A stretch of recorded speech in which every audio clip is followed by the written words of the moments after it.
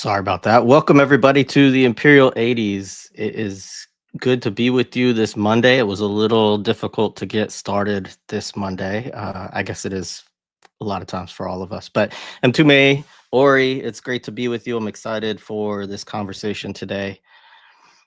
Peace, everybody. Hope folks are doing as well as they can on this Monday. You know, a lot of things been happening. So, in some ways, we apologize if you had to watch this movie. But then I think there's also a way that maybe it's not opportunistic. It's opportune in this time to be talking about this stuff due to some things that have been happening. So it can be like a bridge point to some, I think, needed conversations that need to be happening and that have been happening. It's not like it's like it just kind of started, but we got to dig through these histories, and that's why we do this series. And we find some interesting diverges into interesting territories, and this is one of them. Peace, everyone. Yeah. Happy to be here.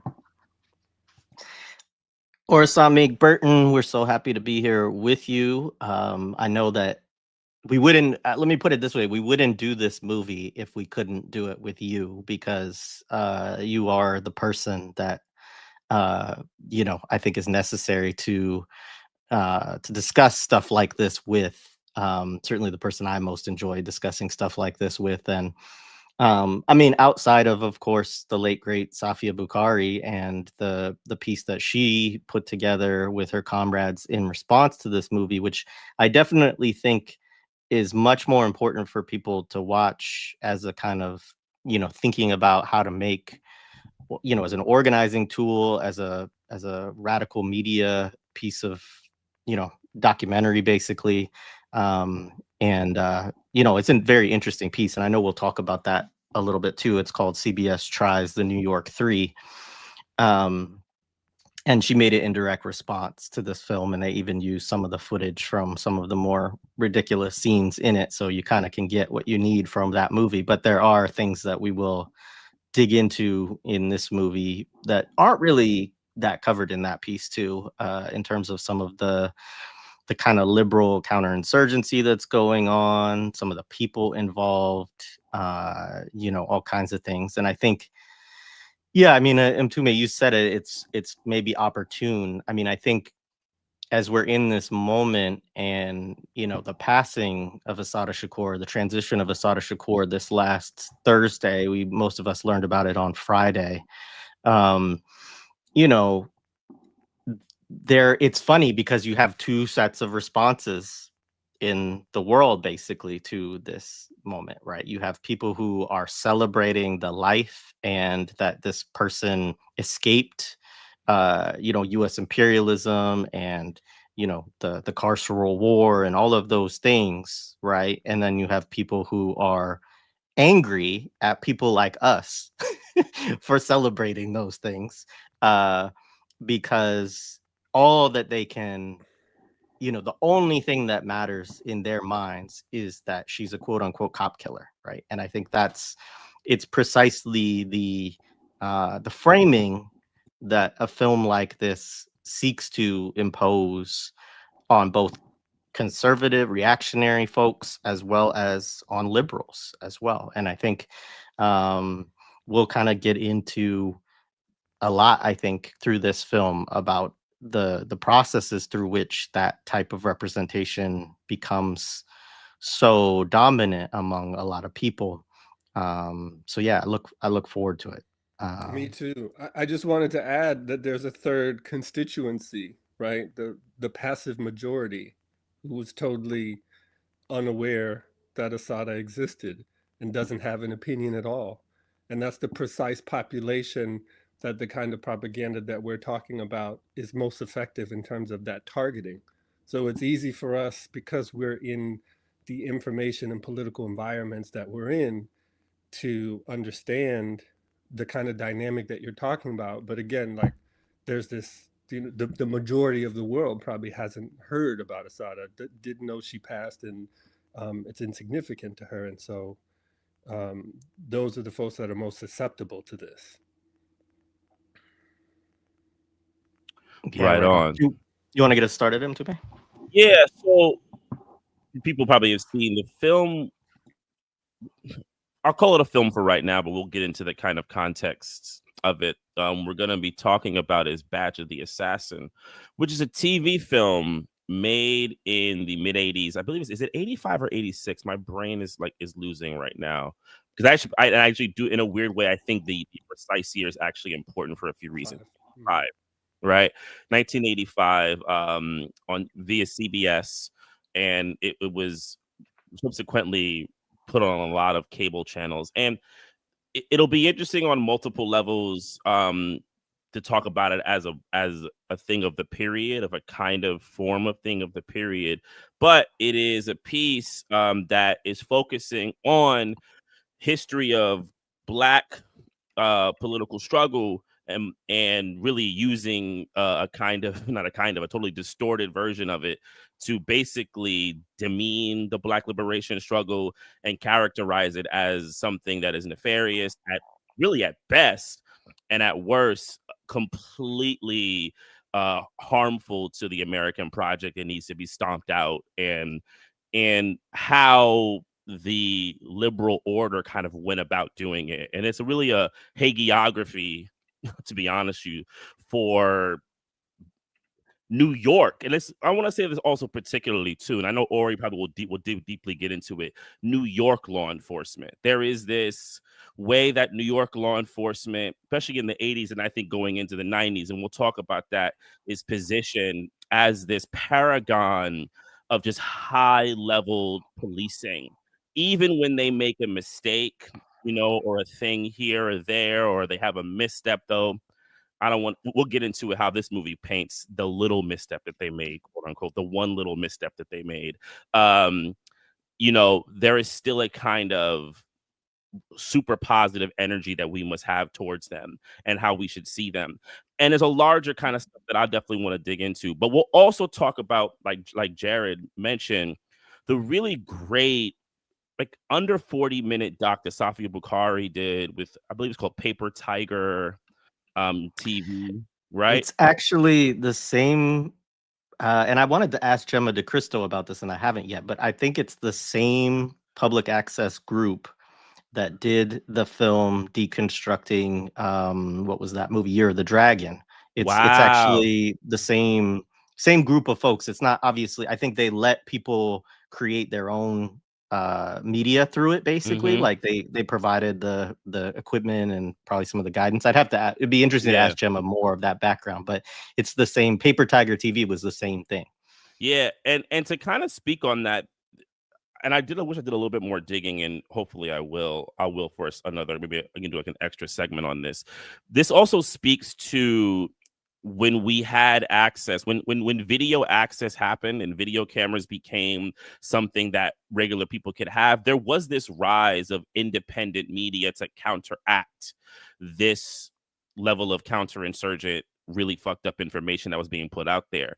And I really want to speak really highly of this. Like, I really want to hold this history really in high regard, using things like public access TV and stuff like that to create these counteractions and really creative, beautiful works. I had seen this piece a couple of years ago, and watching it again after watching Badge of the Assassin was like a nice cleansing of the body. It really was, of like the soul and all those types of things. But I also want to like really hold that, and there's a history here of that type of stuff that existed, and then it comes from a history of like things like Third World Newsreel that we should put out, the history of counteractive media that towards like state dominant media that was developed. So we're going to be putting these two things, I think, in juxtaposition, along with, like Ori pointed out, the real histories that were not uncovered definitely by the movie, and maybe some things that, because the piece by Safia definitely had a particular aim, right? So there's probably other things that we could help fill in the gaps. Also, just the benefits of like times and years. Because I mean, it's like we're talking about 40 years ago, right? Really, when this, about 40 years ago when Badge came out. And then we got 50 years since the incident and the trial. So we got a lot of stuff, you know, that we have the vantage point of time to help fill in the gaps the best way we can. One other quick thing about what you said too is that I imagine that this film, or the Safia's, not the main media, the main movie, we should say, it was on CBS as a evening movie, and they replayed it numerous times. Safia also talks about how it was put on Showtime, right? So it had a long life to it, and millions and millions of people would have seen it. But in terms of the Paper Tiger piece, CBS tries the New York Three, which is Safia Bukhari, along with the New York Three. So Herman Bell, Jalil Muntaqim, Albert Noah Washington were all a part of this film, along with Brian Glick. And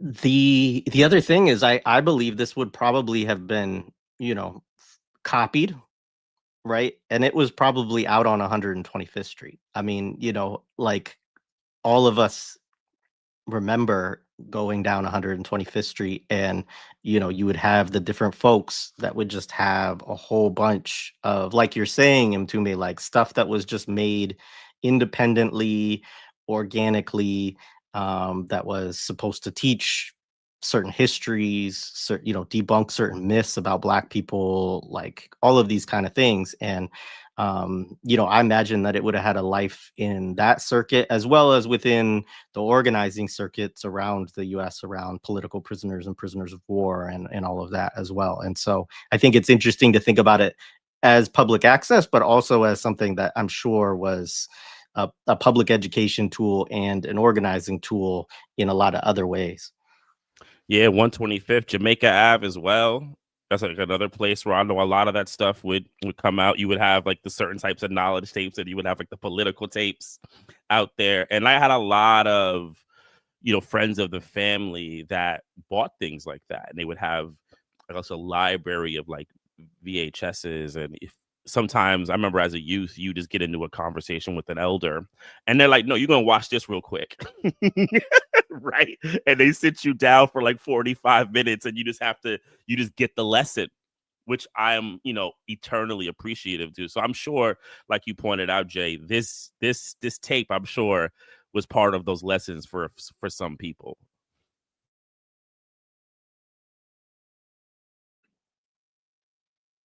I guess the other thing we could say is how we first came to this each would be kind of interesting. I mean, I didn't see it in the 80s, certainly. And I said before we started, like, this was actually the first time I had sat and watched the entire thing front to back. I had seen parts of it.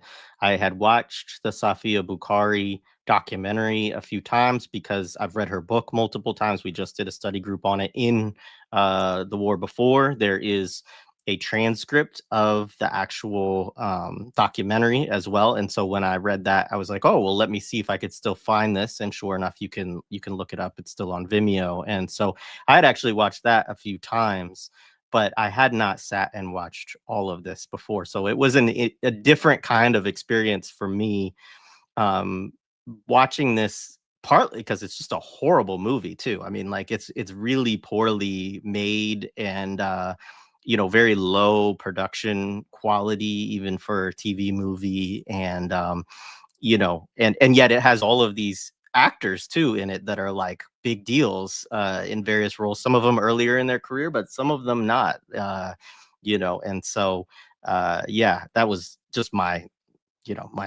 guess background with this movie. For me, I discovered it, and I think this could also be worth maybe mentioning too. I discovered it when I felt it was necessary to start doing research on the BLA. And one of the things that y'all talked about in your talk about Assata last week was about like kind of when we discovered about the BLA, because I didn't learn about the BLA until I first read Assata. I didn't know the BLA even existed, right? Until I got to that point in Assata's book. And I read Assata's book for the first time in college. But I then didn't really do deeper research until many years later, when I was just, getting into, I really I started seeing people like Daruba online, so forth and so on, and wanting to dig in and learning. I realized I knew a lot more than I thought, but that name, the Black Liberation Army, was not something that I knew. So I found the doc by Safia first, because I did watch that. Also, I watched that first, and then I watched Badge a couple of years ago, but I kind of passively watched it. I think I watched it to kind of like just get the information and just to see. I didn't really watch it. This time I watched it more intently. And with Jay, that it's a really just poor TV movie, though. I'll make a comment a little later. I actually think that's part of the charm of TV movies in the 80s. If we're trying to wrestle with why these things were popular, part of the charm is, I think, it's low budget, it's kind of character driven move, but we'll get into that in a little bit. Not saying that it's good, but it's just, I think, a sign of like that time. But yeah, I discovered it then, and watching it intently this time, a lot of things came up for me that I'll talk about, and made me kind of go down some more rabbit holes. But yeah, I'll leave it at that. I'll pass it to Ori. Yeah, I don't remember when I first saw this. I think I saw pieces of it in the 90s. I have like a vague memory. But yeah, it's not a good movie. There's no drama, there's no excitement, there's no tension, there's no anything, right? So why would you watch it? I think it came out the same year as Commando. So like that was my shit, right? Which incidentally has Ray Don Chong in it, right? Who's in this film. So there's a lot, to Jared's point. There's a lot of well-known actors, and then there's a lot of actors who, if you grew up in the 80s, like, you know their faces. You might not know their names, but you know their faces. So the cast is serious. But yeah, did you want to say something? Oh, yeah, I wanted to say, maybe I could just say a little bit more, picking up on what Mtume brought up around not knowing anything about the BLA. I mean, I think so I definitely watched it once I got more serious about research. I certainly have seen the Safia documentary multiple times, and that made more of an impression on me. I think that says a lot about who we are and the networks we're attached to. It also says something about the information environment that we're in, where something like that is possible. And let me just say another thing, which is the film is obviously now on YouTube, and like people are still watching the film, because if you look at the film on YouTube, there are mad comments of people recently seeing the film and saying, "Oh, thank you, this is so informative, XYZ." So the film is still doing work, right? But okay, so the Safia documentary is responding to a film. The film is based on a book. The book is based on the police records and narratives, which have some relationship to something that happened in the actual world. So there are these multiple levels of mediation that are happening in the film and in the response to the film and in our response to the response in the film and the book. So as we're talking, having read the book and studied this history, I'd love to try to sort of point out how things are shifting across these different levels of mediation. But the thing I wanted to say, and this gets to Mtume's point about not knowing about the BLA, and I brought this up a little bit in Assata, right? The film comes out in '85 in CBS. And at that time, it's important for us to understand the film. It's important for us to try to take ourselves out of the context we're in now in terms of the information environment. There's just a lot more information that is available about these histories, which it allows us to read the film in a different kind of way. But the film came out in '85. In terms of, if someone wanted to learn about the Panthers, we're talking about someone who doesn't have a direct connection to that history. So someone who's just disconnected from that history in a material way, wants to study the Panthers, they could read Eldridge Cleaver's 2 books. right? 68 and 69, right? They could read Bobby Seale Seized the Time, 1970. They could read George Jackson, 1970, 1971. And like I said before, like Blood in My Eye is definitely a BLA text, but it doesn't give you a sense of the historical development of the BLA. And someone could read that book and not know that what they are reading is BLA theory and history. You could read Revolutionary Suicide.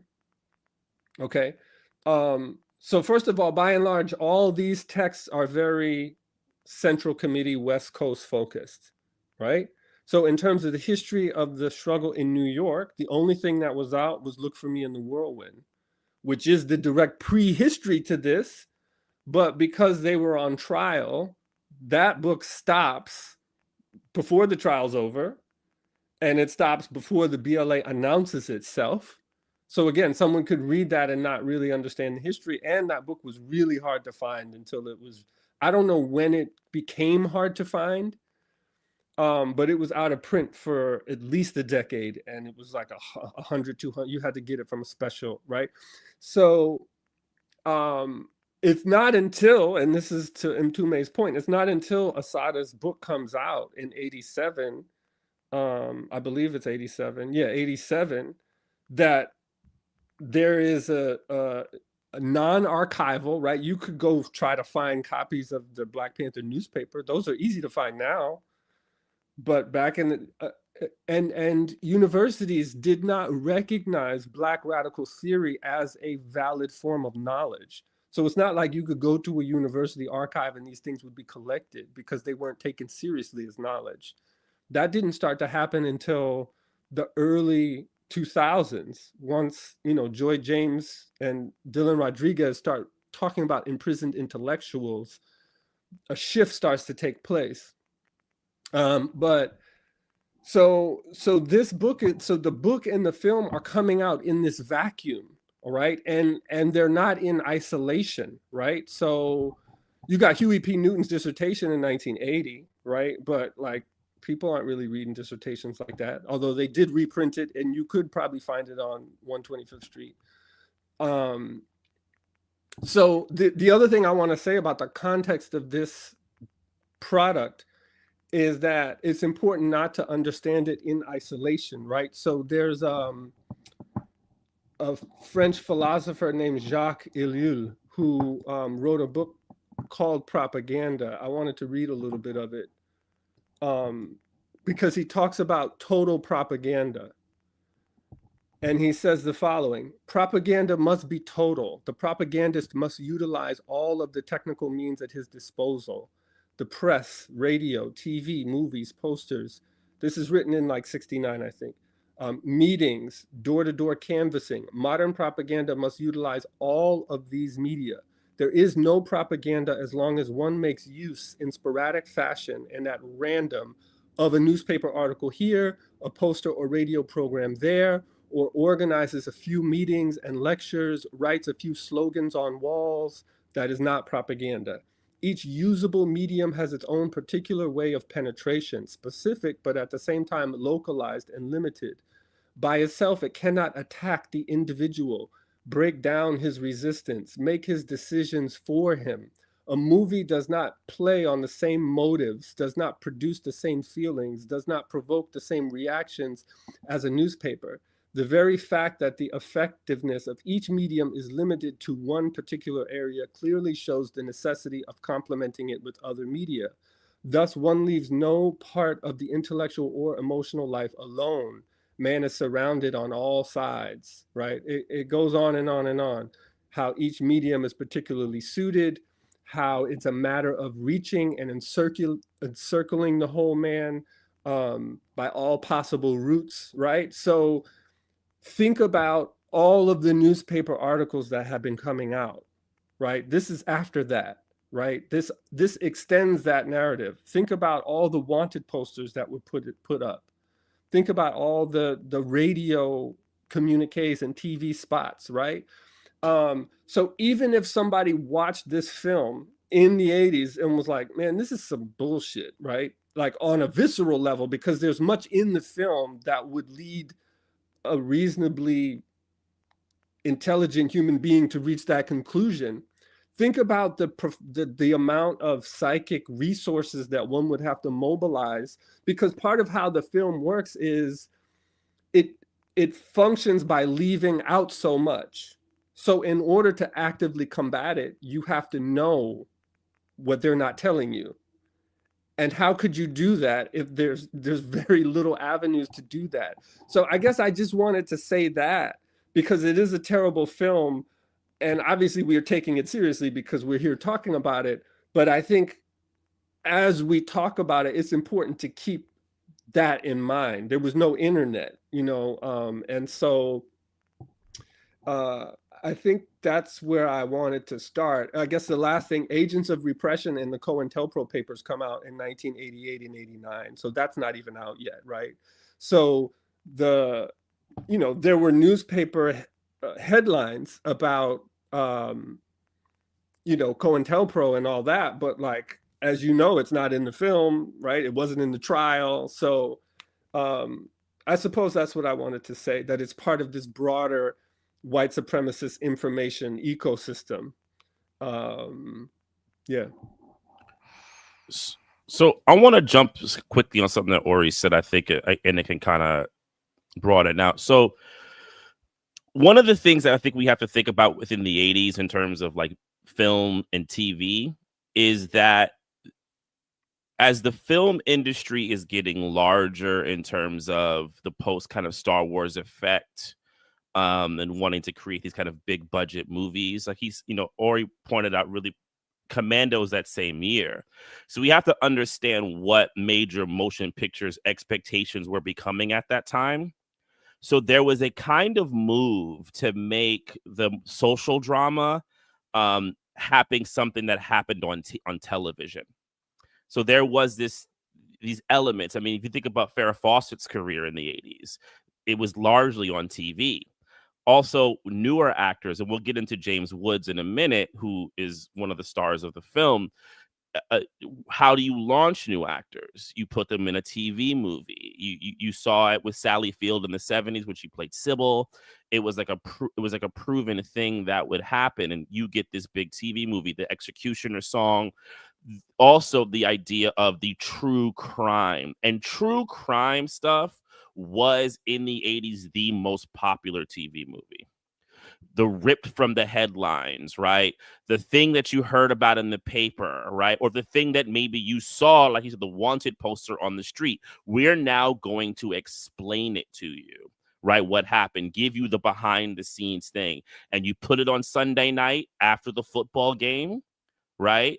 People were already sat there. They would watch, because you got to think about, there is no cable, though this movie does transition to cable, which I do think is important.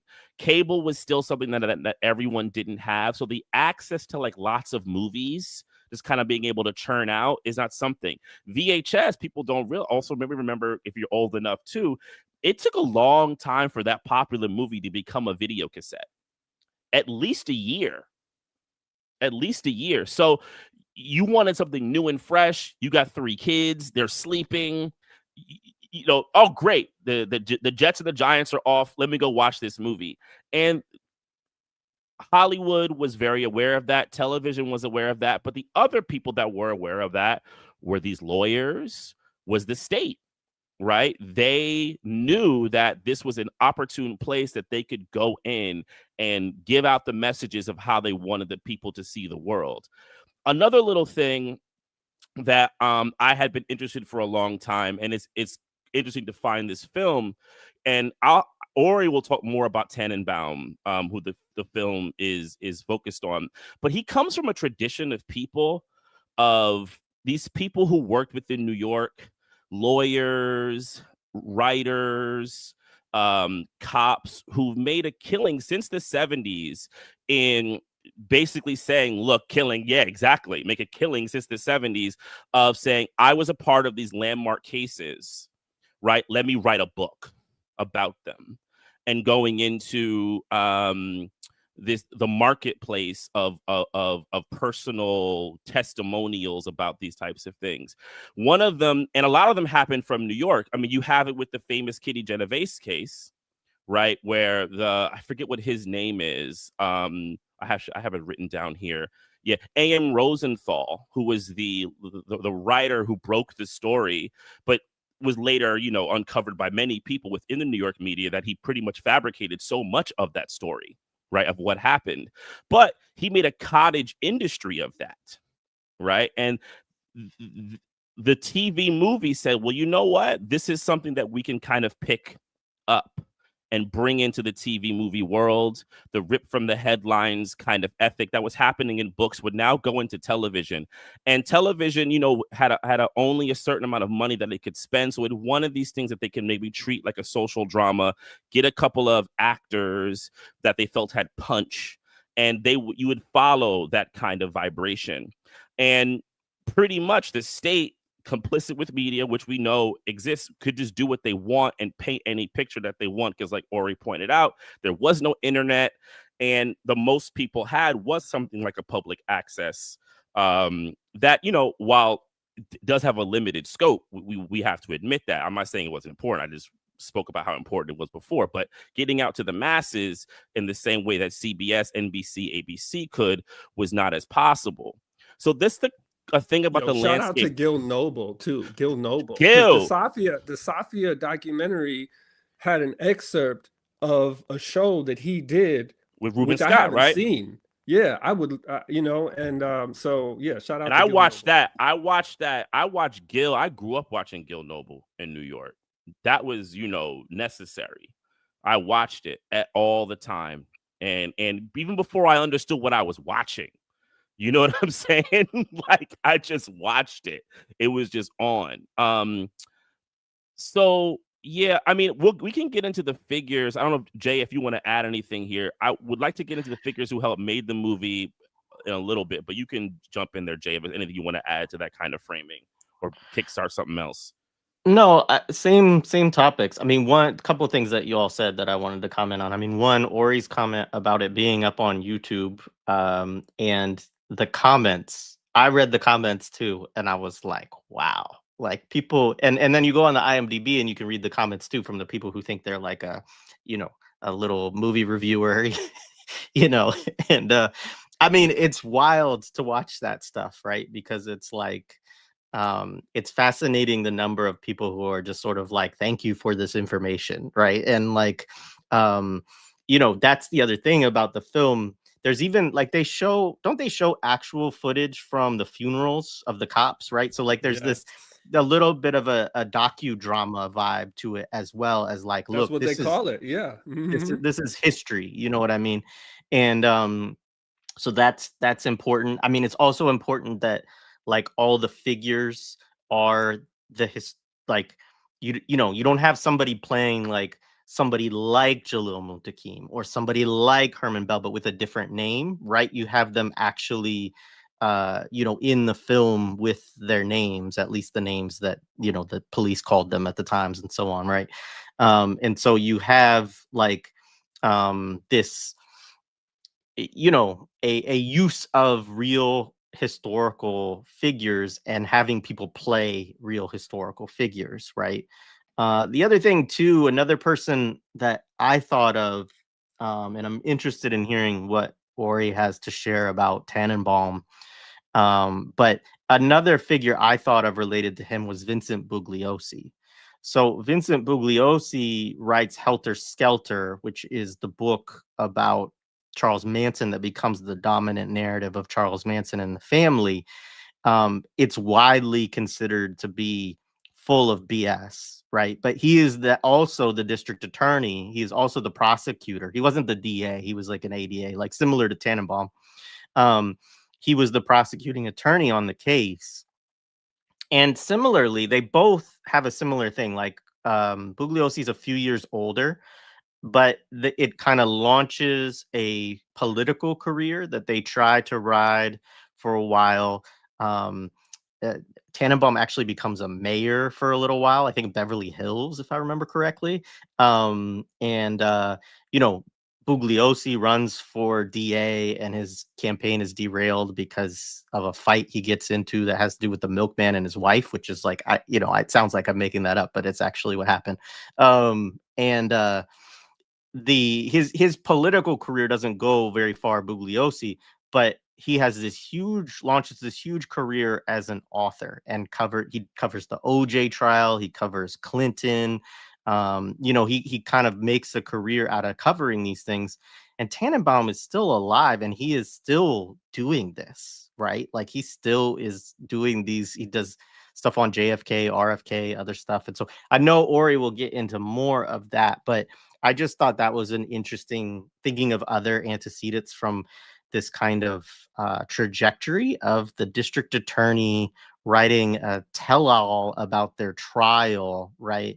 And this being taken as an authoritative account, which I think is really, I mean, I hope that all of our audience can understand how deeply problematic it is to have somebody who, is their legitimacy is somehow based upon a conviction also that they got, right?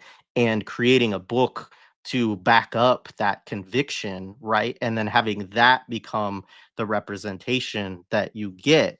And I mean, in the case of Charles Manson, who is not somebody here I'm politically endorsing in any way, just to be super crystal clear for everybody.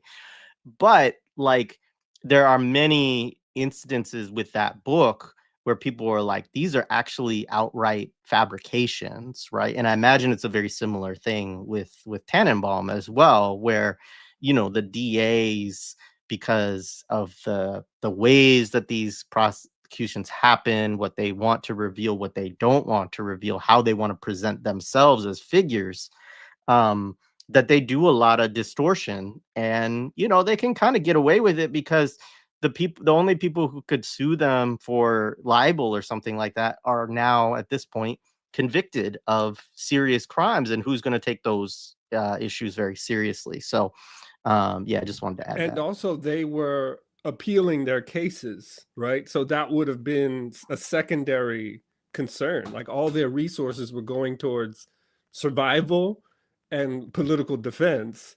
And so this was just an added layer of sort of like narrative violence on top of it, which they would have probably dedicated more resources to combating if they had had those resources, if they had had more capacity to do so.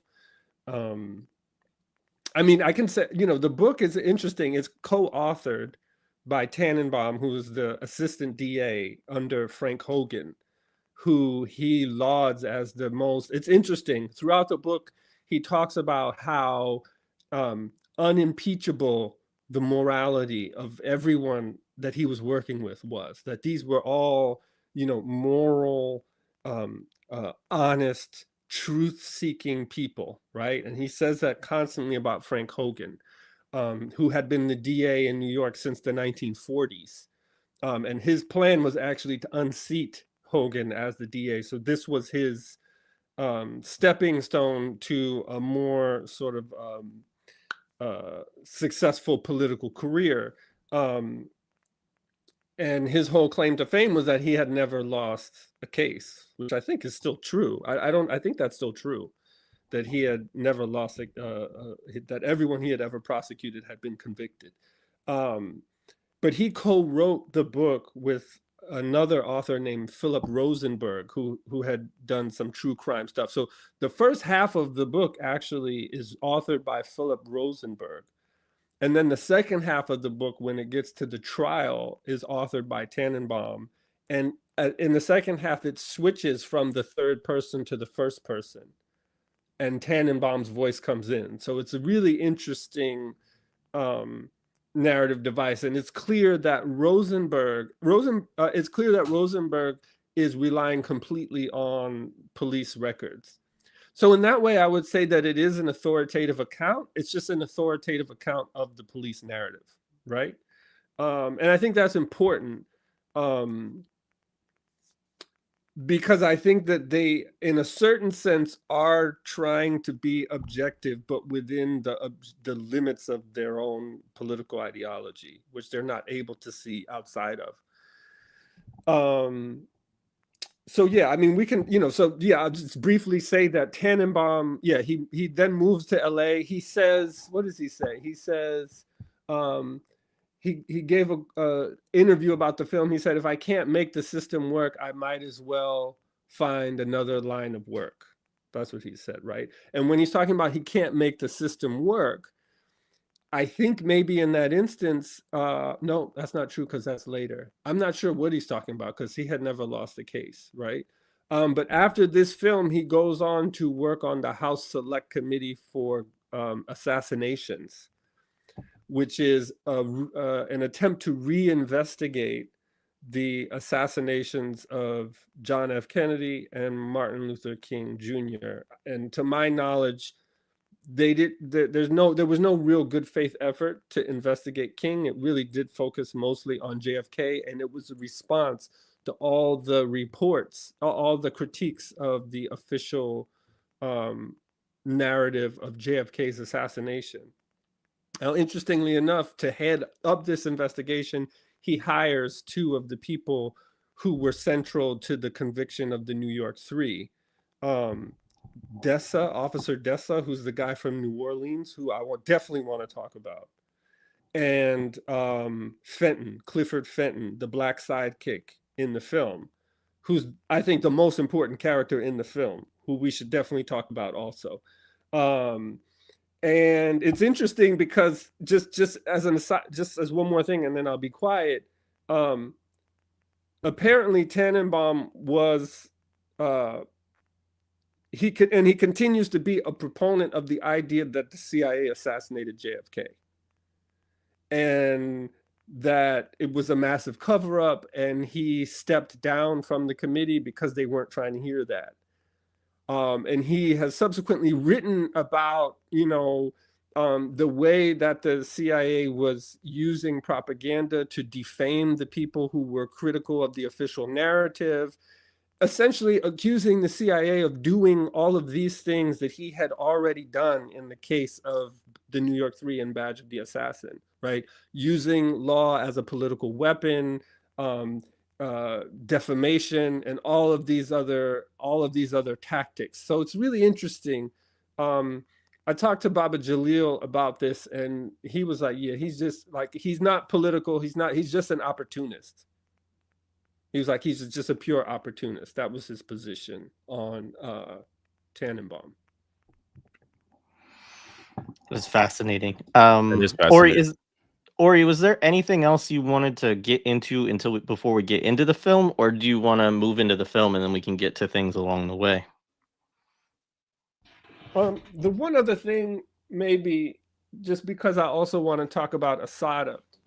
First of all, you brought in Manson. When she was incarcerated, Assata, they incarcerated her on a unit full of Nazis and white supremacists, and several of the women who were part of Manson's crew, all there. She was the only black one, surrounded by Mansons and Nazis. But I guess, so yeah, this book and the film Badge of the Assassin, I talked about all the other kinds of propaganda, but there's also books and films. So there's The Chief, written by Albert Seidman. That comes out in 1971. He was the chief of detectives in New York, responsible for tracking down the BLA. His book starts with Seidman on vacation in Israel. And that's where he finds out about the BLA, and he flies back from Israel and engages in this whole thing. So The Chief is part of this genre of propaganda. So again, if you wanted to learn about the BLA, you'd have to read The Chief. Then comes Target Blue, which comes out in 1971, and that's written by Robert Daley. That book, before Target Blue came out, a series of articles came out, excerpts of the book in the New York Daily News, in the New Yorker magazine. And those reports, those excerpts, were timed to coincide with Dhoruba bin Wahad's trial and Assata Shakur, and definitely with Dhoruba. I mean, it was mostly about Dhoruba, so they were timed to coincide with Dhoruba bin Wahad's trial, but also to prejudice potential juries against any BLA thing. Then the book comes out. Then in 1978, a film comes out that's co-written by Robert Daley, who was the chief propagandist. He was the communications director for the NYPD. A film comes out based on his writing called To Kill a Cop. That's 1978. Then Badge of the Assassin, the book comes out in 79. Then the film comes out. So this is the latest in a long line of this, right? But just so you understand how these things are directly working, here's what Assata says about Target Blue.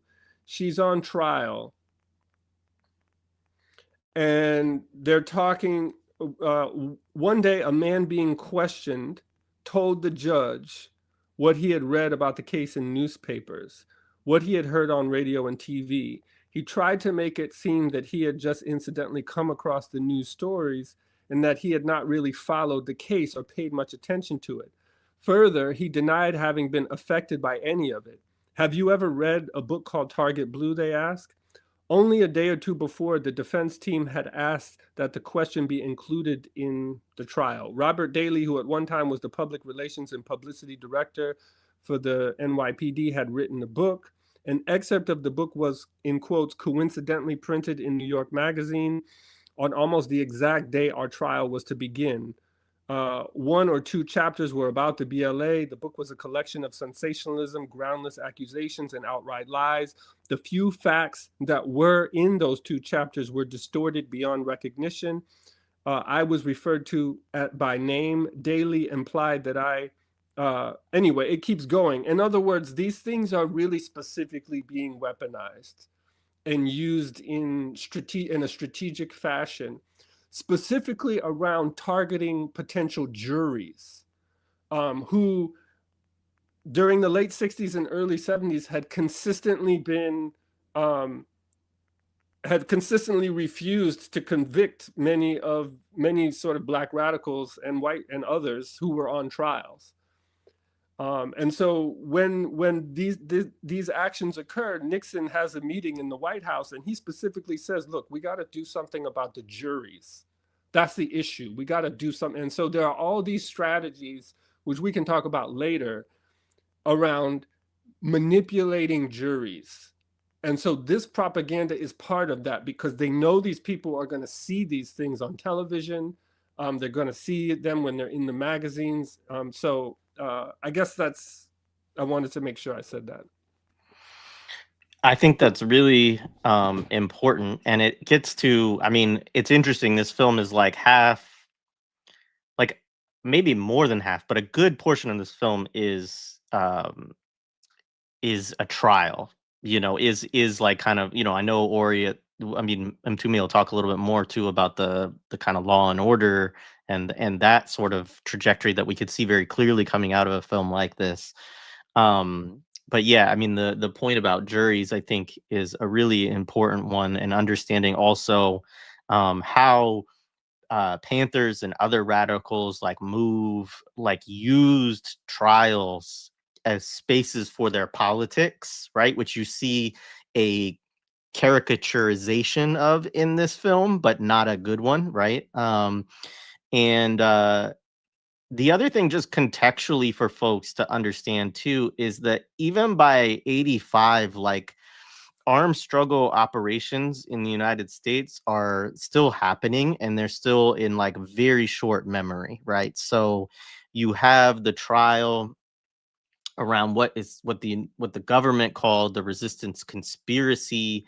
They're not arrested until May 1988, but the incident that is related to, which is a bombing of the U.S. Senate, occurs in 1983, right? And so you're in 85, you're right in the middle of that, and that was done as a political action of protest against U.S. military involvement in Lebanon and Grenada in particular. And so, it's just important to understand that context too, because I think one of the things that we'll get into within this film is that it's really trying to completely erase any understanding of a politics of armed struggle, right? So it's trying to create a different narrative about what it means to, to shift more to what we have now, where it's like people are cop killers or they're terrorists, right? Like, and that's it. Like, there's no politics, like none of that, and this is coming out of an era which obviously you write about quite a bit in Tip of the Spear, right? Where there's all of this anti-colonial struggle, and there are many groups and organizations within the United States that see their politics aligned with global anti-colonial movements,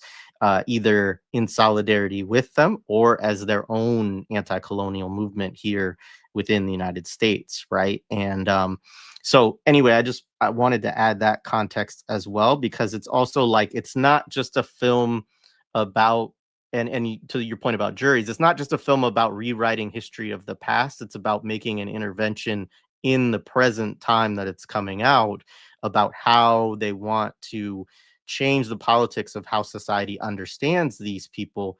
Because as you said, with the jury problem, so many people did understand the times as like revolutionary or potentially revolutionary, or at least had sympathy for people who took that kind of stance, even if they wouldn't take those actions or necessarily fully agree with them themselves. So they were primed to, in a trial say, well, yeah, like, you know, you all have caused this kind of situation that put people into the place where they would take actions like this, right? And so the system is actually the thing that's guilty, not these individuals, right? So yeah.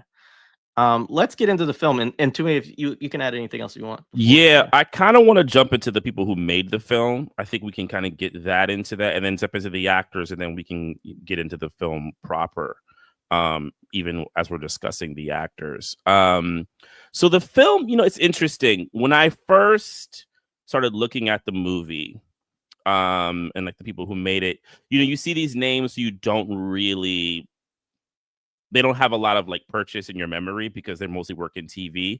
But when you begin to kind of dig into kind of what they do, you kind of get a knowledge of like the ecosystem that helps create these kinds of things.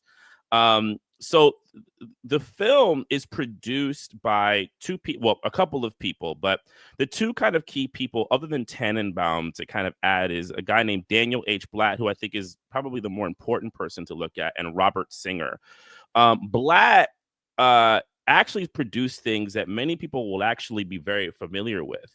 He produced the famous The Howling, which might be something that he's the most famous for. He was known as a cult kind of film producer, did a lot of cult horror films. Another thing that he produced is, and this 80s babies will remember this, probably one of the most famous miniseries of the 80s, the famous reptilian agenda film that many people miniseries that many people watch. That Jay, I don't think you said you haven't seen it, right? You never seen V? I have not. I'm gonna make Jay watch V, and we're gonna do it on Imperial 80s, because you kind of have to do it, right? Or like you kind of have to do V. Like it's the zeitgeist of like even later conspiracy theory that comes out of something like V is definitely. Blatt is a guy who did a ton of this stuff.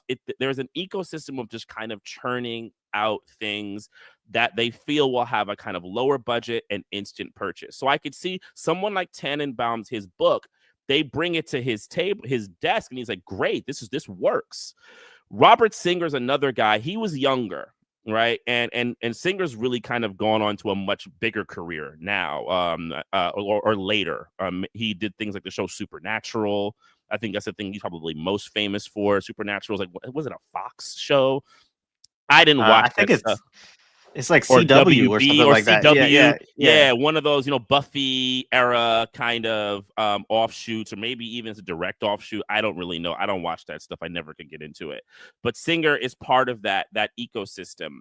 And they had a production company together. And it's just, if you look at this stuff, a lot of this stuff is just stuff you maybe have seen in passing, things you've been somewhat familiar with.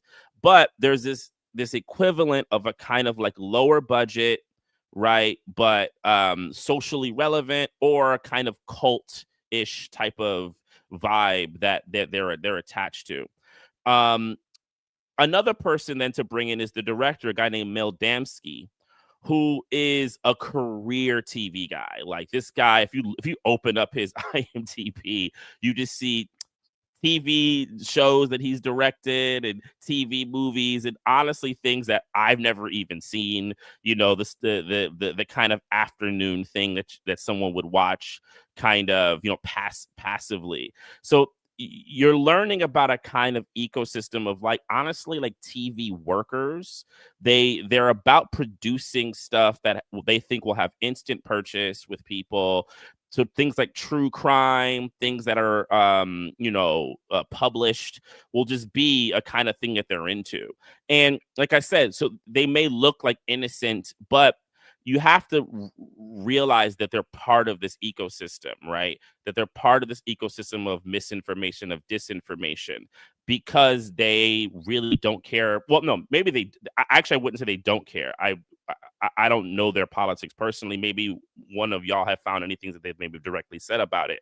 But at the very least, it's about keeping the kind of thing moving and the development of these kinds of pro state true crime narratives that became very popular, and they were all in on it.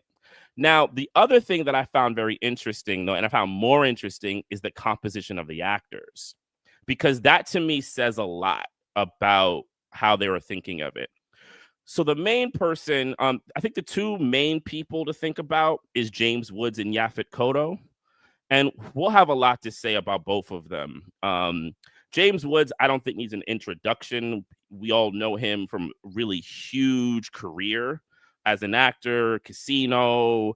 This is earlier in Woods' career. It's the year before he does Salvador, which I think is really important, because Salvador is kind of a major coup for him as a leading man, but it's the year after Once Upon a Time in America came out, which was one of his American, which is really his US kind of launching as like a big actor, but that's not really his movie. That's De Niro's movie. Though in a weird way, Woods has the more interesting character, though I have a hard time believing how that movie operates. We'll actually need to do that movie on Imperial 80s.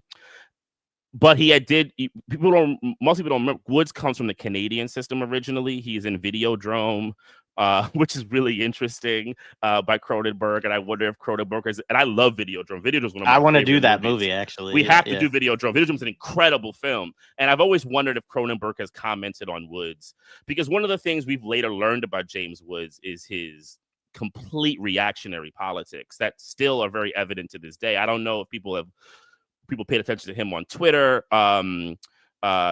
In the beginning of the genocide of the Palestinian people, he has called for not only no ceasefire, but a doubling down and a very pro-Netanyahu, hardcore Israeli state, kind of function. He's been a right-winger for a long time, very public about his right-wing politics. So him doing this kind of movie mid of his career is, to me, should not be surprising to anyone. Should we go, oh, James Woods was in this? Like, oh yeah, totally, he was in this.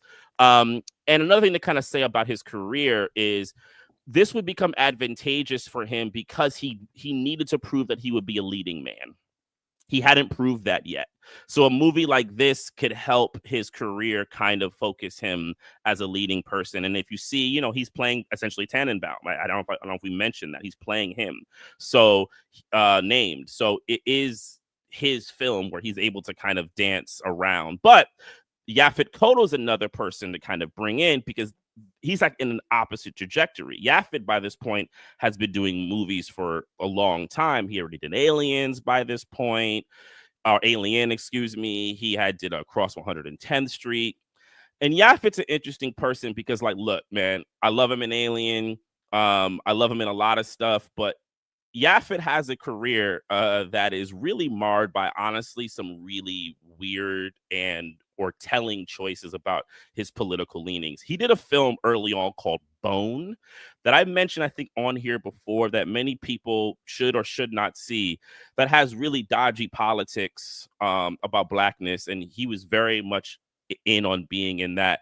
And he plays this role that I'm really looking forward to what Ori has to say about the real life character, because the thing that's interesting about this role is we have to remember what many people's most lasting vision from the 90s of Yaphet is him on Homicide: Life in the Street. And there's a way that this movie, I believe, paves the way for that kind of show. and someone like Yaphet later being on that kind of show makes a lot of sense. This idea that, you know, we live in this Manichaean world and we need these particular kinds of people to kind of control how the world will go, and particularly the Black ones, right? We need the Black ones who will be agreeable to the project, right? And be like almost like the greatest avatars of it. Like they have to be like the extra people. And he embodied it willingly, and it's disturbing. Some other people to bring into the film is Pam Grier. And, you know, it's interesting for Pam to be in this, but it also, I think, is telling about her career. And also, and I think is a way you can kind of link it with Yaphet, because in the 70s, you know, with Pam doing the kind of blaxploitation films and all these types of stuff, once you get to the 80s and the movie ecosystem changes, a lot of them did not have opportunities. There was not a lot of opportunities for them to kind of take on. And we got to think about even things like The Cosby Show, what would come a year later with Lethal Weapon, the kind of conservative, good American bent that needed to kind of happen. And even if you didn't play that kind of character, because Pam's not playing that kind of character in this film, but her being in this film and its politics endorses it. It seems that the thing that happened in the 80s was kind of ushering kind of Black people into this new kind of conservative politic in the Reagan era, right? This, you need to be positioned with America in a particular way. And Yaphet's character definitely, we'll talk about that. His scenes with the guy who's playing Herman Bell really, really emphasize it. So a lot of Black actors, I think, had to make these choices. Some of them didn't. Some of them were like, I ain't doing this shit and I'm dipping out. I'm not making it happen. I'm kind of ending my career. But some of them kind of really jumped in. The other thing to kind of mention, and I'll start passing it off, is some of the other actors who are in it. Oh, the other actor that I want to mention, who's actually an older career actor, is what's his name? Alex Rocco, who plays the cop who was the first cop in it, who was going after the BLA. You might remember him as Mo Green in The Godfather. He's a big pulp actor. He's in a great movie that I think is a great movie, The Friends of Eddie Coyle. So I find them taking guys like Alex Rocco into this film really interesting, because those will be recognizable people for people to watch. And then you have these young actors. One guy is Richard Brooks. People remember Richard Brooks as the first Black DA in Law and Order. And he plays the character who would, is Jalil Muttaqim. Really, for my speed, one of the more, they're all egregious, the paintings of these figures, but there was something about Jalil's portrayal in the film that just, maybe because I've seen Jalil so much on interviews, when I'm watching Richard Brooks play him in the way that he did in this caricature, it just was so bothersome for me. But this was like early on in his career.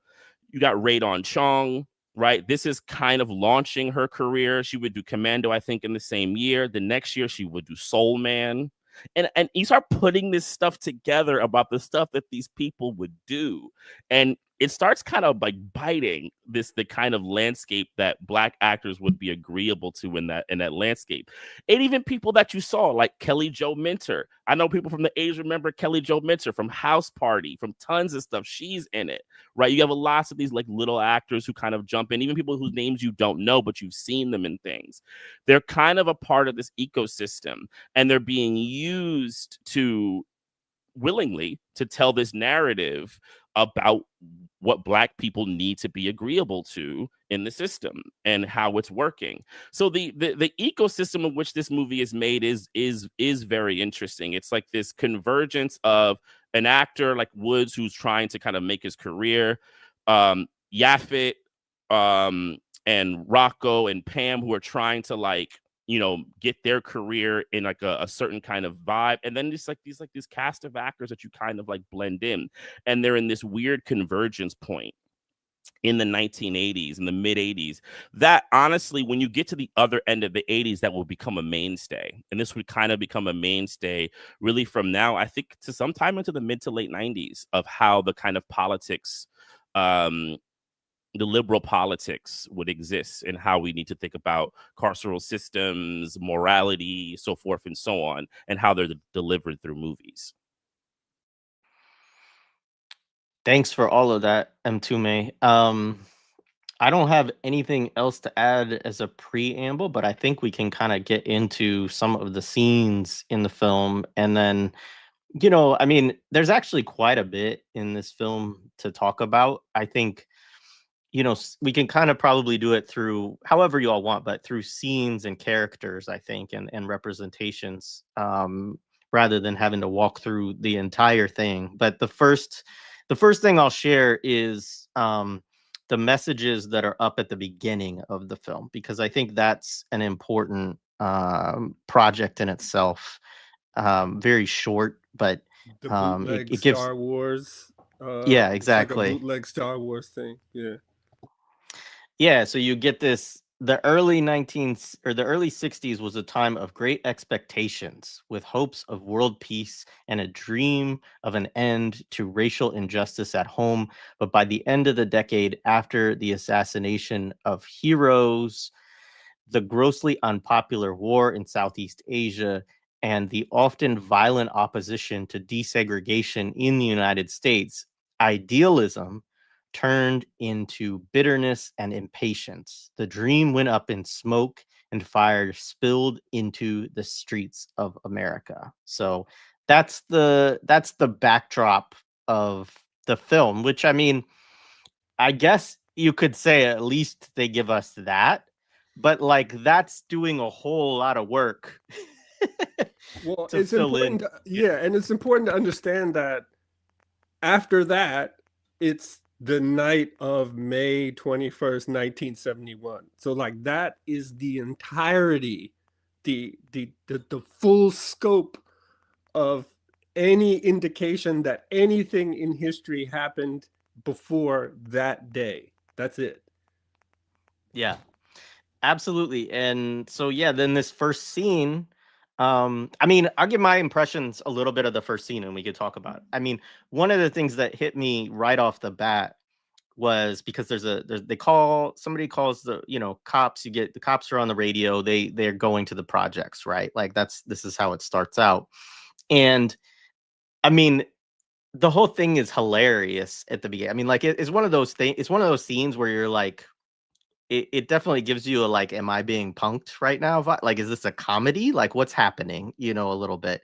Obviously, it's not funny, but like the representations are so caricatured, and the reality that is created through the film is so distant from actual reality, right? That like, it's a crazy representation. So they get to the projects and they get out, and there are a couple of black women who walk up to the officers and are just like flirting with them, right? Like, and so, and everything is like really nice. Like, I mean, it's the projects, right? But like, you don't see any kind of, you know, reality of black life and oppression. And the relationship of the police to the projects is totally absurd. Like, anybody who has spent, I mean, I can only speak of my own experiences living in New York from 2006 to 2010, which is a very far removed from the mid 80s and the kind of racism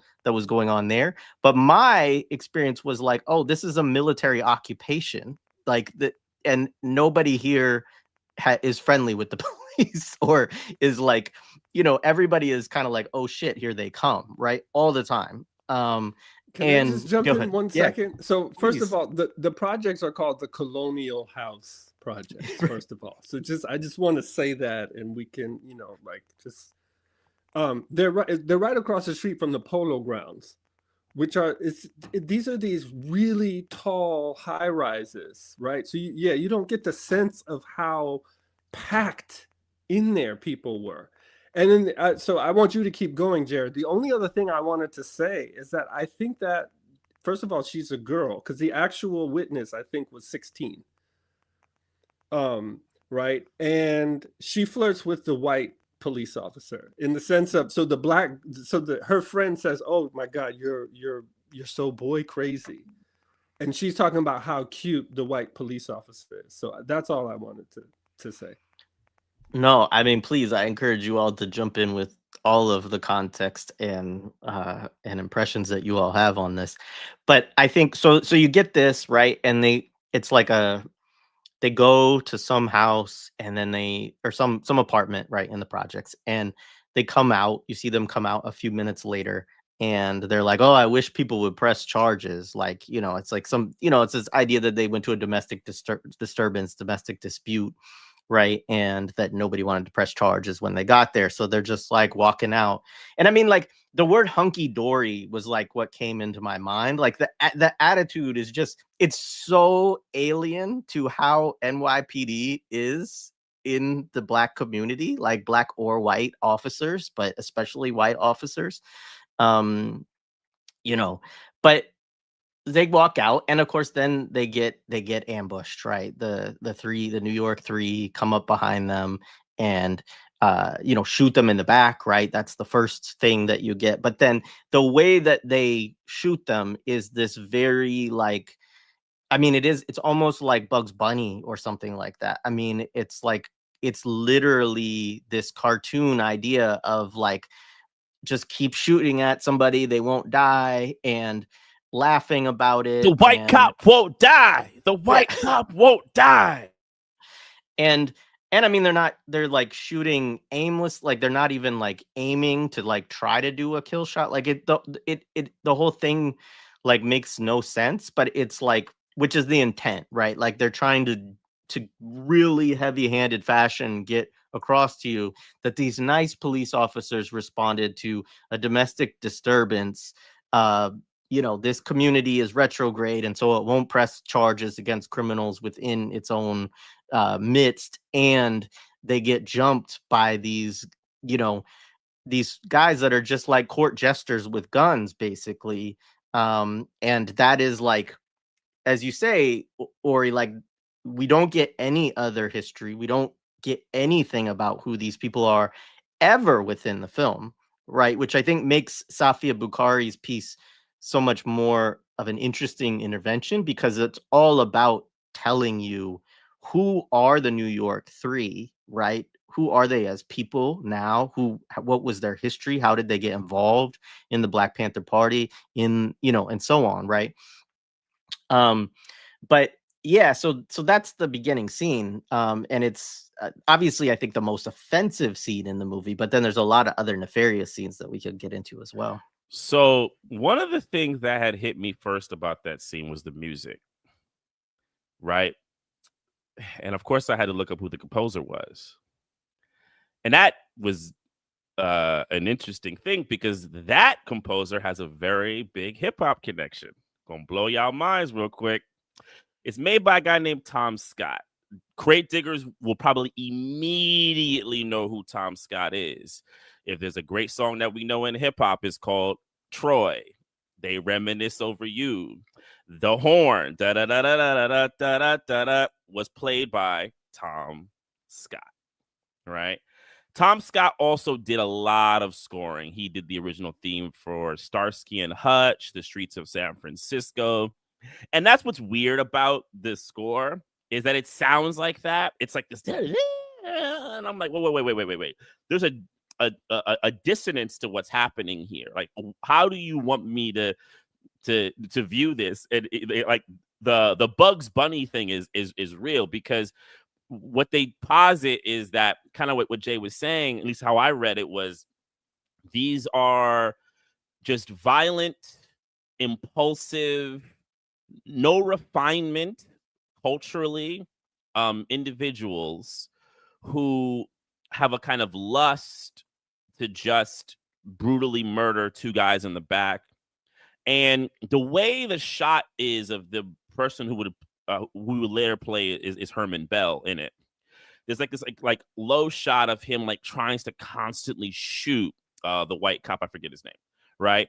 And it's so cartoonish and caricature-ish, because they do the kind of like, the white cop won't die, right? He won't die. And you're watching it, and I'm like, there's no one anyone could take this seriously.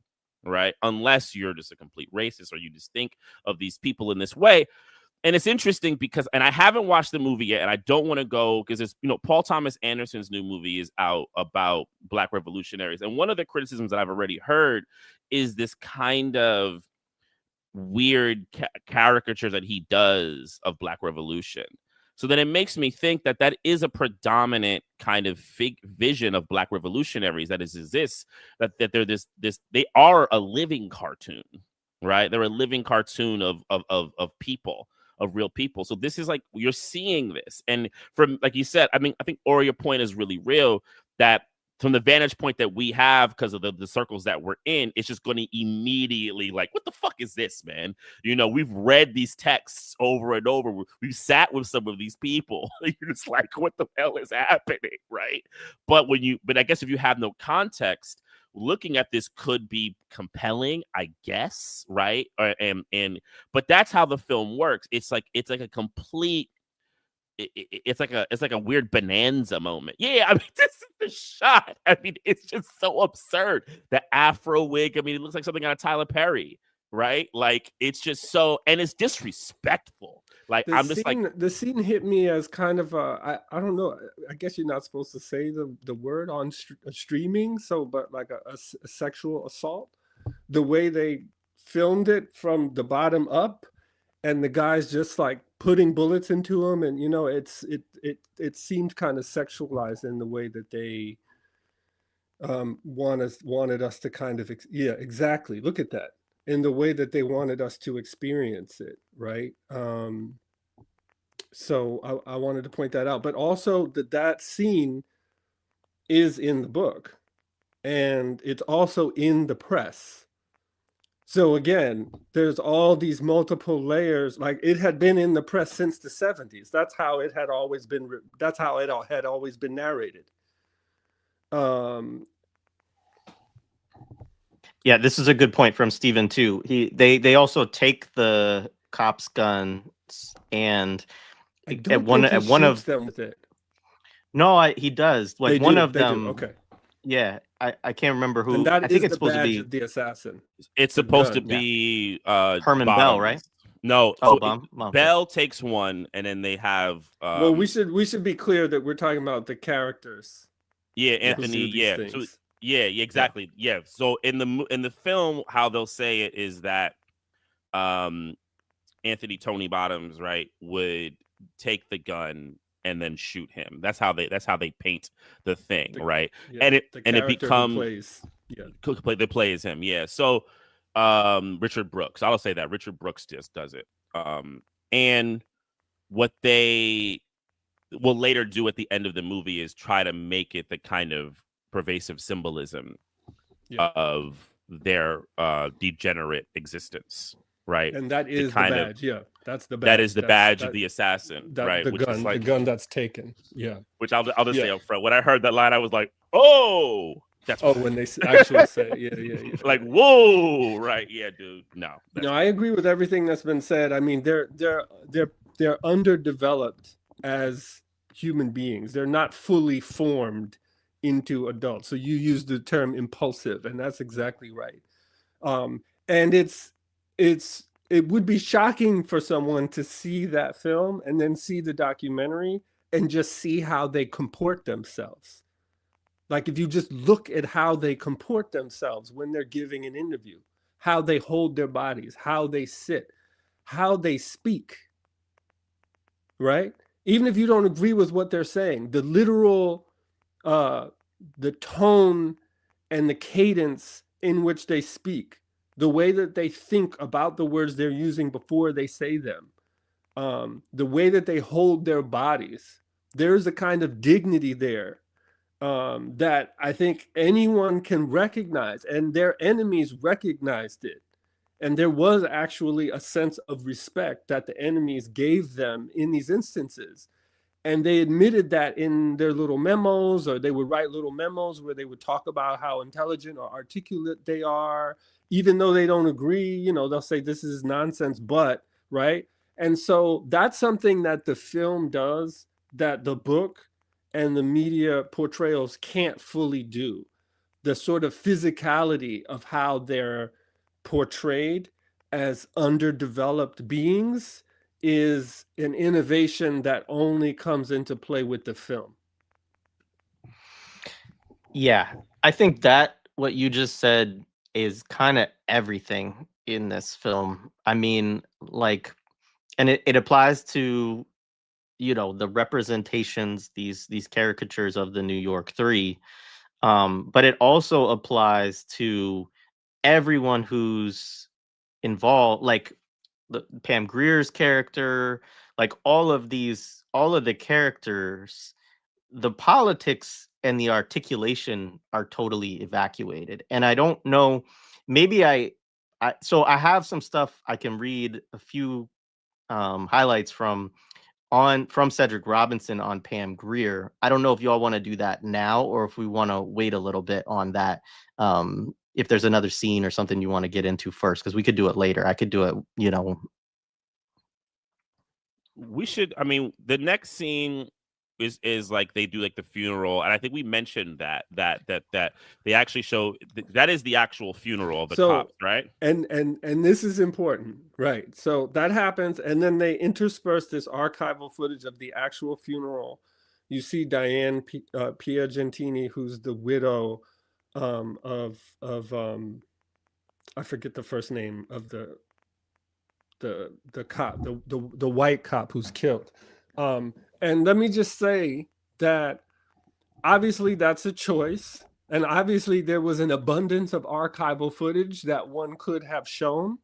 Like if we're showing archival footage, right? We can think then about the Paper Tiger documentary and the archival footage they showed from, I think that's the Third World Newsreel documentary, where Bobby Seale is reading the 10-point platform, and they're interspersing it with images of where Fred Hampton was killed, or and other instances of Panthers being killed, right? There could be archival footage of the long lines of people who were addicted to heroin, who were queuing in the streets of Harlem, right? Waiting in the morning, right? They could have shown footage of that. They could have shown footage of all the burnt out buildings, right, in the Bronx and uptown or throughout. They could have shown footage of, all the disrepair and the trash on the streets that the city wasn't picking up. But they chose to show this footage, right? And so it is a moment of setting up authority and bringing us into the idea that this is real, that this is truth. But of course, they're constructing a truth for us by bracketing out all of these other things. But again, you don't know what you don't know. You have to be informed enough to ask the right questions about what's not being shown to you. So that was a really specific, decision that was made. Yeah, absolutely. And so, I mean, I think after that, like the next scenes that really stand out in my mind is, as they, obviously the manhunt, right? The hunt for these guys takes place, and you get the capture. And I think initially, right, it's Jalil Muntakim's the representation there, and the representation of Na Washington, who are captured. In San Francisco, in the in San shootout in San Francisco, Francisco after right? after George Jackson's assassination. Yeah. And so you get that. I don't know if there's a whole lot that we want to say about that particular scene. The scene that actually stood out to me next is the raid of the home that, and I'm forgetting the brothers. It's Ramir. What is their name? The Torres Torres. brothers. Yeah, the Torres brothers are there. And that we should say that initially there is a trial of the New York Five, and they represent that in the film, but eventually the Torres brothers are like their case is severed and they're released essentially from the trial, and that's when you get the New York 3. So the Torres brothers were part of the BLA. There's an interesting moment in the film where, and you mentioned Mtume, you mentioned, what's his name? The guy who plays the first detective you see, Detective Bill Butler. I just want to point out that the real life detective Bill Butler committed suicide the year after this film came out. So just putting that out there. But there's a scene where he says, are there Hispanics in the BLA? And the guy's like, yeah. And that's true. That is true, right? So they were, they were part of a unit. So I'll just say that. And then the only other thing I'll say about the arrests in San Francisco is, again, what they don't show. So what you don't ever see in the film is any kind of police impropriety. So nobody gets so much as smacked upside the head. Nobody gets talked to inappropriately. There's no untoward language. There's nothing. You don't see any of that. So I'll just put that out there. I mean, I have a general comment about that. That's a thing you really see in the film generally when the film really exists on the kind of manhunt idea throughout, and the various stages of the manhunt, and then like the evidence hunt becomes another thing too of the film, of like, capturing the evidence to kind of encircle, right? And it's wild to watch it because like you got like James Woods in like a double-breasted suit, hanging out there. They're all like super clean, right? They do nothing improper. They are like textbook. I mean, yeah, like this outfit right here. He has a similar outfit going into New Orleans to go arrest Herman Bell, right, in the film. I mean, it's absolutely absurd. Like, you look at it and you go, this looks ridiculous. Like, you can't believe it, right? The way that they operate throughout the entire film, you are, they're not abusive. They're by the book. They're very clean cut. They never cut a corner. They never do anything slightly illegal or over the line. They're just savvy. They just have a savviness, right? They have an understanding, and they really use it with Yaphet, because Yaphet becomes the ability to kind of be the chameleon, because he understands his people, so he could do the kind of like, undercover character person, right, and move around, and it becomes this thing that you see as a trope in cop movies, right? But he's the kind of like, I mean, I experience like a moldable zombie that they can throw in and just say, hey, go do our work for us. He's like a cyborg almost, right? We can program you, or you can reprogram yourself to kind of go in. The shapeshifter. He shapeshifts into the place and then shapeshifts out. And then we realize his real form is this, very pro-America, very pro-state politic, right? And he has the real finger on what blackness needs to be. Yeah.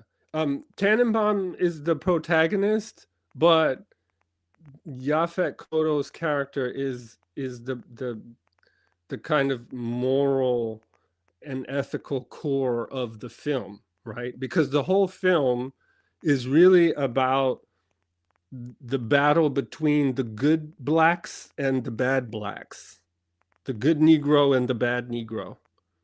And actually, so another thing that's not in the film is the fact that, so the film portrays all of this as a local police matter, right? So there's all these things that are cut off. There's no international context, except people were praying for world peace, apparently. There's no history of the Panthers, right? But then there's mention of the FBI, but there's no real sense that this was an issue that was of national concern.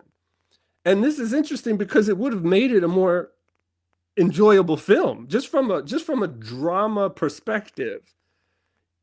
If we understood that Richard Nixon was directly invested in the outcome of this, it would have made the film more interesting. And one of the things Nixon says, because he recorded many of his conversations and I've gone through and listened to all of it, is he says, you know, some of the blacks are on the side of the police. He says, you know, there are good blacks, there are good Negroes. And I think he might, I don't know if any of you listened to it. I'm not sure if he uses the N-word. I mean, obviously he does that, so it wouldn't be a surprise. But he's like, you know, there are good blacks, there are good Negroes, maybe there are good niggers out there, and we need to, you know, boost them up and help them work with us against the bad ones. And so this film is directly carrying out and actualizing in multiple ways the will of Richard Nixon and the executive off branch of the federal government, right? So we have him talking about good blacks versus bad blacks. That's the theme in the film. And we also have him talking about the problem with the jurors. And that's a theme in the film. And these texts are mobilized directly to intervene into juries. So this is really an active project of shaping our consciousness and engaging in a kind of politics, a narrative warfare, and a kind of politics in a direct way that's coming from the top. Yeah, and I just want to say real quick, this directly connects to something that I said earlier, because we have to put this within the general context of all the things that are coming out. The good black, right? You have Cosby. It's happening on a multiple stream, right? You would get Murtaugh a year later, these key figures, right? And this is what it's symbolizing, right? And this is why they're putting such an investment in this. They need to invest in these images of the good black, who not only will work with the Tannenbaums of the world, but will also work against their own and tell their own, you are unprincipled, you are inhuman, and I mean, we'll get to that final scene, and I will be the one to take you down. Not even the white people, it will be me. And that's some wild shit. And Tannenbaum actually says in the film, we need a black, right? We need a black, right? And why do they need a black? They need a black for multiple ways. They need a black to be the good black for us to see. They need a black to drop the N-word. He's the only one who says the N-word in the film. There's this, when they're going to get the character who plays Herman Bell, he has some outburst where he uses that word. No one else, none of the white cops use that word in the film.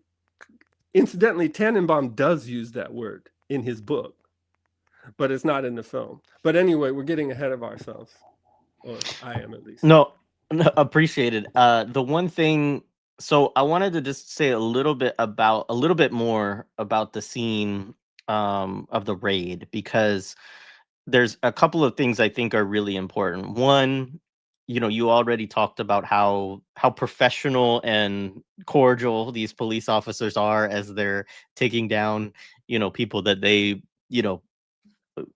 presume to be cop killers, right? Which we also know, like, how, police in particular respond to that designation and what it means to the thin blue line and everything else.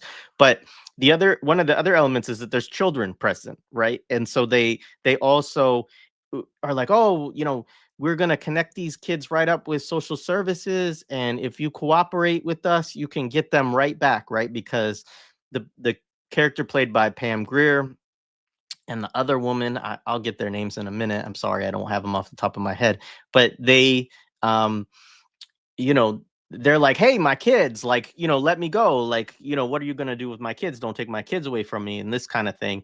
And they, of course, do. And they use, and we'll get into that later, but they use the kids as bargaining chips, even in the film, right? Like, and that's a lot of it, is that there's like all of this leverage that's used in the film, but there's also a way in which is very unrealistic, because that so much more, whether it's torture, whether it's coercion, whether it's threats, whether it's charges that they know are BS that they'll use, like all of these methods that would have been used, whether it's bribery, right, that would have been used to try to get confessions or try to get people to turn against, that all of those types of things, all of those tactics were at play in this trial and were at play in a lot of the trials related to, the Panthers, the Young Lords, on and on and on, right? The Weather Underground. And so the one thing I wanted to say was that there's an image that I thought was important in that scene, which is that up on the wall is this poster, with a buck knife through the head of a pig with the police helmet on, and it says die pig, and then there's a little blood coming out of it. And I think that, like, again, I brought up Manson family earlier, but like that was the alleged statement, was that death to pigs was scrawled out in blood on the wall of those murders. And part of it is why there's this whole world that Ori and I certainly know about, was this a psyop, right? Like, was the actual Manson whole world, like, basically an operation to try to demonize the left in that period, particularly the Black Panthers, but also white radicals and so on. But whether people believe that or not, I mean, there's an interesting book called Chaos that like digs into a lot of that background. But whether they believe that or not, like, this is a resonance that people would have of Helter Skelter, which also was made into a movie before this, and also a book, right? And was hugely popular around, you know, connecting that phrase. Again, this is certainly an operation, right? The media operation to connect that phrase to, oh, these people are just beyond all reason, beyond the pale, just crazed maniacs and so on. And Pam Grier in the scene does actually say that phrase as well. She says "death to the pigs" in the scene as well. And so, yeah, I just wanted to add that little piece in before we kind of moved on as well. No, that's important. I want to respond directly to that. So first of all, so they end up incarcerating these two women. The partner, one of them is the wife of one of the Torres brothers, Francisco and Gabriel, and I don't know if the other one is a wife, but a partner. So they end up incarcerating the partners of the Torres brothers in Rikers Island for 2 years on pretrial detention, and the children do go to social services, right? This is mentioned in the film, but it's not highlighted as the use of unjust incarceration and youth incarceration essentially as a political weapon. It's not mentioned in that context. In fact, Tannenbaum bursts in and chastises the people who have incarcerated them and forces them to release. So he's sort of like a hero, ensuring that this process unfolds in a kind of a just and above board manner, right? But the scene you're talking about is really important, because when you go inside the Torres house, that's the first time you really see poverty. So like the walls are coming apart, the mattresses are on the floor. It's clear that they're living in poverty. And then that poster you pointed out is really important. I mean, if the Panthers were brilliant at art. So like, I've seen the interior, like just through archival photos of lots of Panther homes, and they have Panther art everywhere. And like, that is the most pedestrian drawing. It looks like a child drew it, right? But like Emory Douglas and others were making really beautiful art. And some of it did have images of, or at least the drawing, like, I guess I overstated a little bit because there's more there going on than I remember. But they picked that image because it's not as visually compelling as some of the other images, and there's an actual physical knife in there. So what I'm saying is visually, they're giving us a sense that this actually is an unsafe environment for children. So even though they took the children in a way that was didn't follow the rules, visually, they're giving us a sense that, okay, maybe those children are actually better off as wards of the state than they were with these psychopaths who are, clearly don't have the capacity to provide the children with a sense of safety and whatever. So I think visually that's what's being communicated there. Yeah, I mean, they have one of the kids come over to Bill Butler, played by Alex Rocco, and he kind of hugs him in, right? And I'm going to take care of you. But I think they also do a real slick thing, which I think goes into the Tannenbaum hagiography of him, that he calls out the cops about this misstep. Hey, look, you didn't need to have them in jail that long. But then once they kind of clear that up, he totally calls Bill Butler a great cop. So he basically says, I know you made this mistake, but good, you're a great cop. Right. And he's not bullshitting. You could wonder, maybe he's saying it to keep him around. No, he means this. He really, truly does believe this guy's a great guy. So even with this thing that he does, to your point, he just writes it off as a misstep when we know that to be just absolutely disgusting behavior by a DA. I mean, by a cop. Mm-hmm. Right. It's absolutely abhorrent. Right. And it's Tannenbaum is arguing for liberal counterinsurgency as opposed to the straight up fascism. Mm-hmm. He's arguing the way in, as Ori was talking about, bringing in the black cop and everything, right, is that we have to we have to take a velvet glove, right, not the iron fist, in order to try to get these people who can testify against the New York Three on our side, which is also BS, right? Because as you already said, Ori, they're doing both, right? It is there's the fascism has already been going on, and it's much more extensive than just the idea that these women have been locked up for too long and now they're not going to talk to us, which is sort of the way Tannenbaum presents it, right? But of course there's the torture, there's everything else. Well, they're in prison for 2 years, then they come out, they take them out, and they put them up in apartments and pay them a stipend for 2 years. So they do end up testifying against the New York Three. But there's coercion, taking the children, putting them in prison, and then there's this inducement.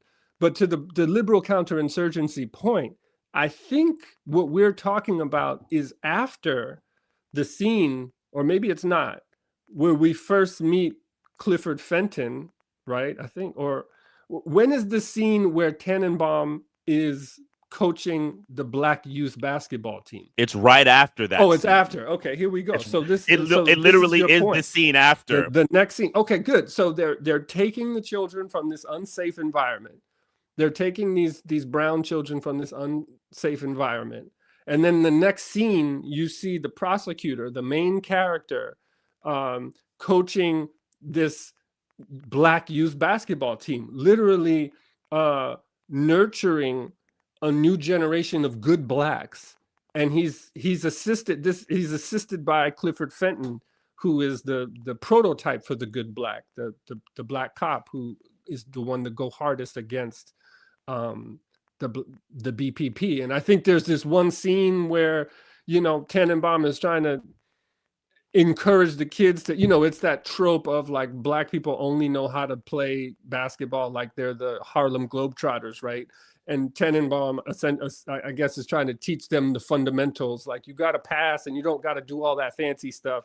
And then Fenton says something to the effect of, oh, you're trying to teach them to play basketball like a white boy, right? So this is, again, why Fenton is so important in this film, because he gets to be the avatar of a certain kind of a perspective that many of the white sort of viewers would have, but can't necessarily say because it would be construed as racism.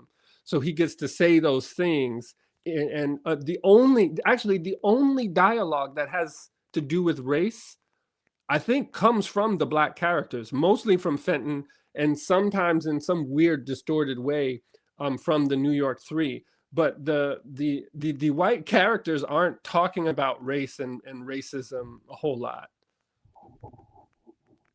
I don't know. James Woods coaching a basketball team is about as absurd as you could get. You know, And that's not in the book. That is not in the book. Sure, it's not.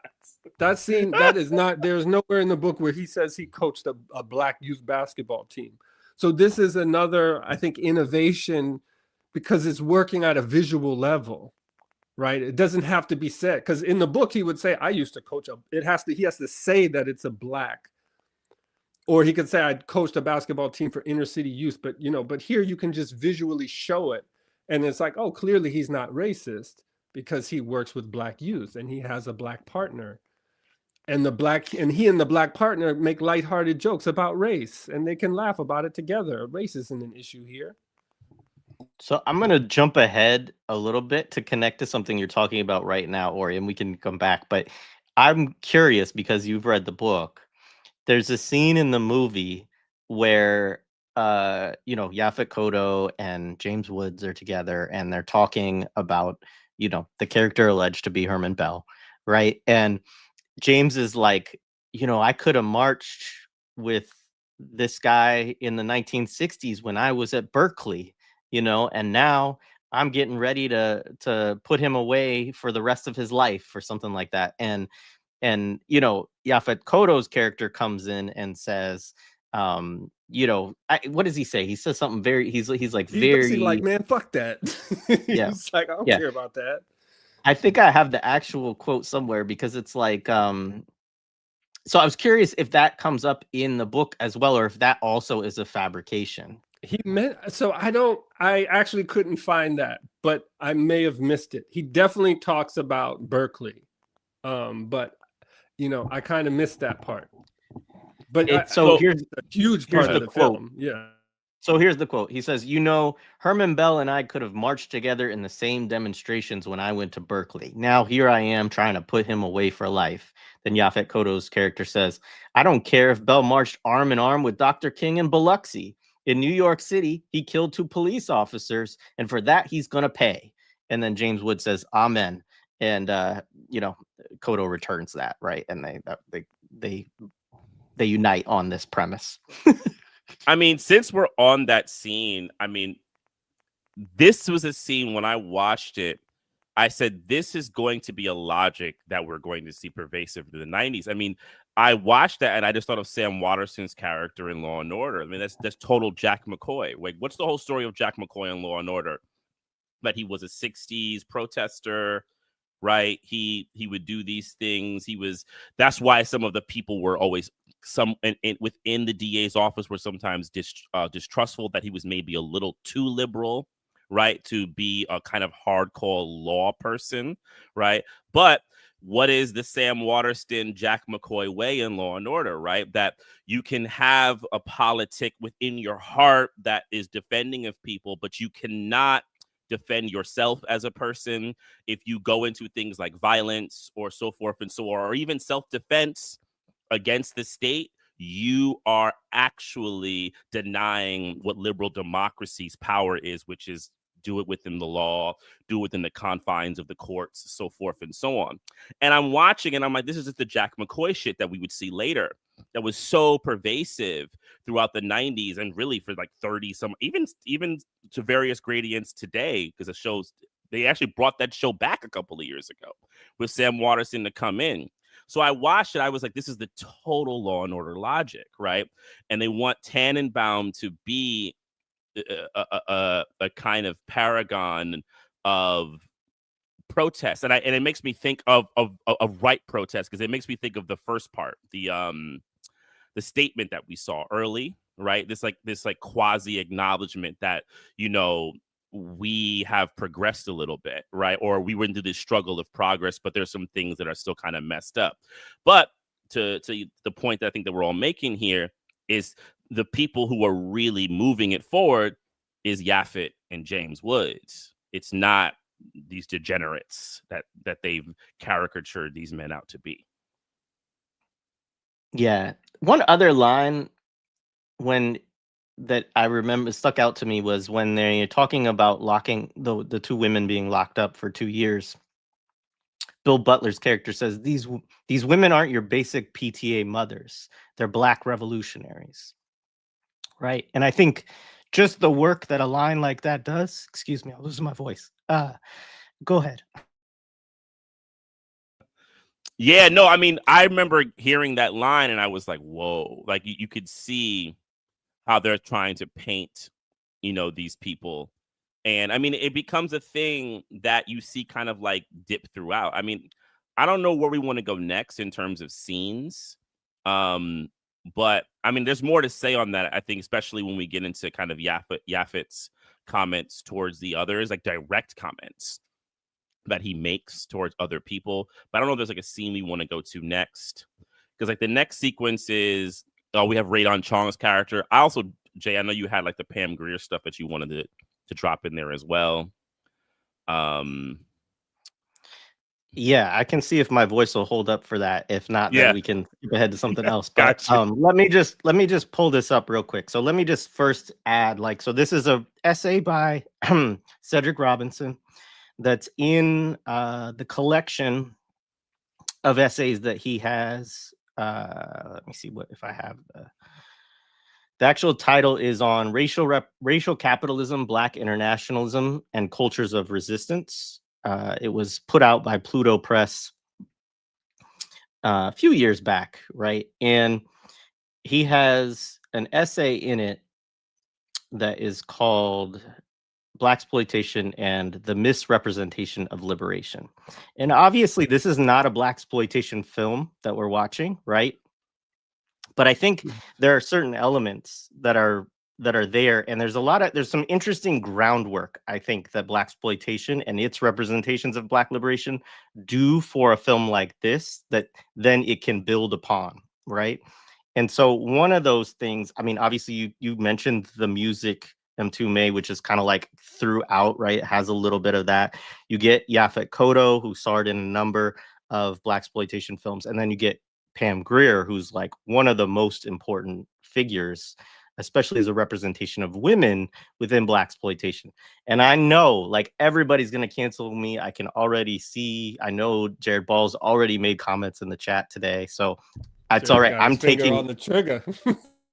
I'm taking the heat for this one, and y'all can cancel me to save Ori and M2 from this one. But this article has some really good stuff, and I'm just going to share a couple of things. I'm not going to read all of it because it's more related to Blaxploitation.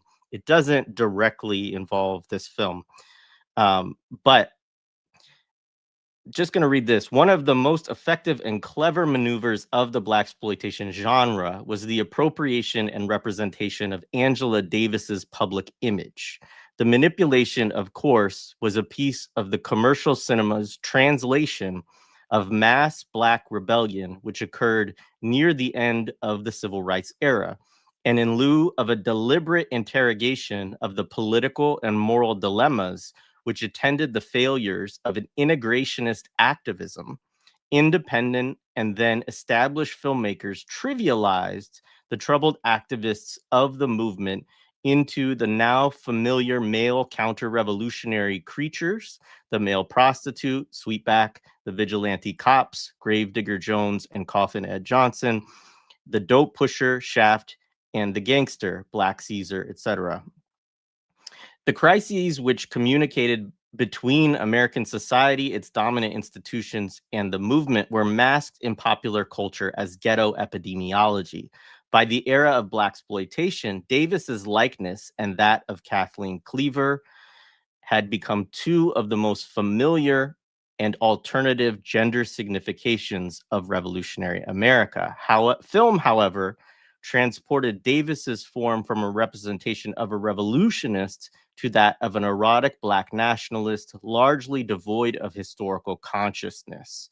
This was achieved by eviscerating the original's intellectual sophistication, political and organizational context, doctrinal commitment, and most tellingly, her critique of capitalist society and its employment of gender, race, and class. he goes into some of the various representations that Pam Grier and Rosalind Cash portrayed in the 70s. I'm going to move past that. The cinematic deceit transmuted liberation into vengeance, the pursuit of social justice, which embraced race, class, and gender, into Black racism, and the politics of armed struggle into systematic assassination. Central Black protagonists were preoccupied with vigilantism. Capitalism, signified at most by skyscraper exteriors, almost entirely disappeared, constituting a normalizing space whose interstices lent marginal terrain for the practices of the drug trade and prostitution. Now, that is specific to Blaxploitation. That is actually erased out of this film. So interestingly, like, the representation of the Black community in this film is actually almost suburban, other than the fact that you have projects, right? Like, I mean, we could come back to that maybe. But he does go into Grier, especially as she starts to do characters that most directly relate to Angela Davis, the Big Dollhouse, and then he talks about the Big Birdcage, Hitman, Black Mama, White Mama, and a ripoff of the Defiant Ones, Coffee, Foxy Brown, Friday Foster, and Sheba Baby. Her characters were estranged from community or political organizations. Foxy Brown, one of Grier's best known and notorious roles, she castrates her tormentor, illustrates nicely how these representations of Angela Davis transported film audiences of the mid-1970s into counter-liberationist realm. Let's see, I didn't highlight more. There's more in the piece, but what I wanted to kind of say with regards to this is that what you get from Pam Grier's character in this film is some moments that I enjoy, right? Her saying oink oink to the police officer, like these kind of back and forth, right? But there is, to your point, Ori, and this is kind of why I almost brought this up earlier, is that the evacuation of the politics, the evacuation of like the embodiment of these people, right? Like the way, even as you talked about, like the comportment and the dignity of, Herman Bell, Jalil Muntaqim, Noah Washington, right? How they talk, their analysis, their voices, etc. Right? It all gets caricatured, and the only thing that you really get left is this kind of like, the pig, right? The which is, again, like, this is throughout Blaxploitation as well. And part of the Robinson's critique, right? He uses the term Black racism. Obviously, you know, we could rebut whether such a thing exists. I don't think Robinson really believes it exists either, but he's talking about this representation that Black figures in Blaxploitation. It becomes not about a revolution that's against capitalists, white supremacy and imperialism, right? But a revolution that is against whites, right? And that this is the sole kind of antagonism, right? And so, well, there's a lot of film within that I appreciate and enjoy on certain levels. I think that he's largely right, and I think that ideological work then gets you to like where Pam Grier in this pace can play the kind of role that she does, and the audience is like already seen her, and there's all these other associations that come in with it. So anyway, I just wanted to share a little bit of that. People should read that piece in full. It's a really good essay by Robinson.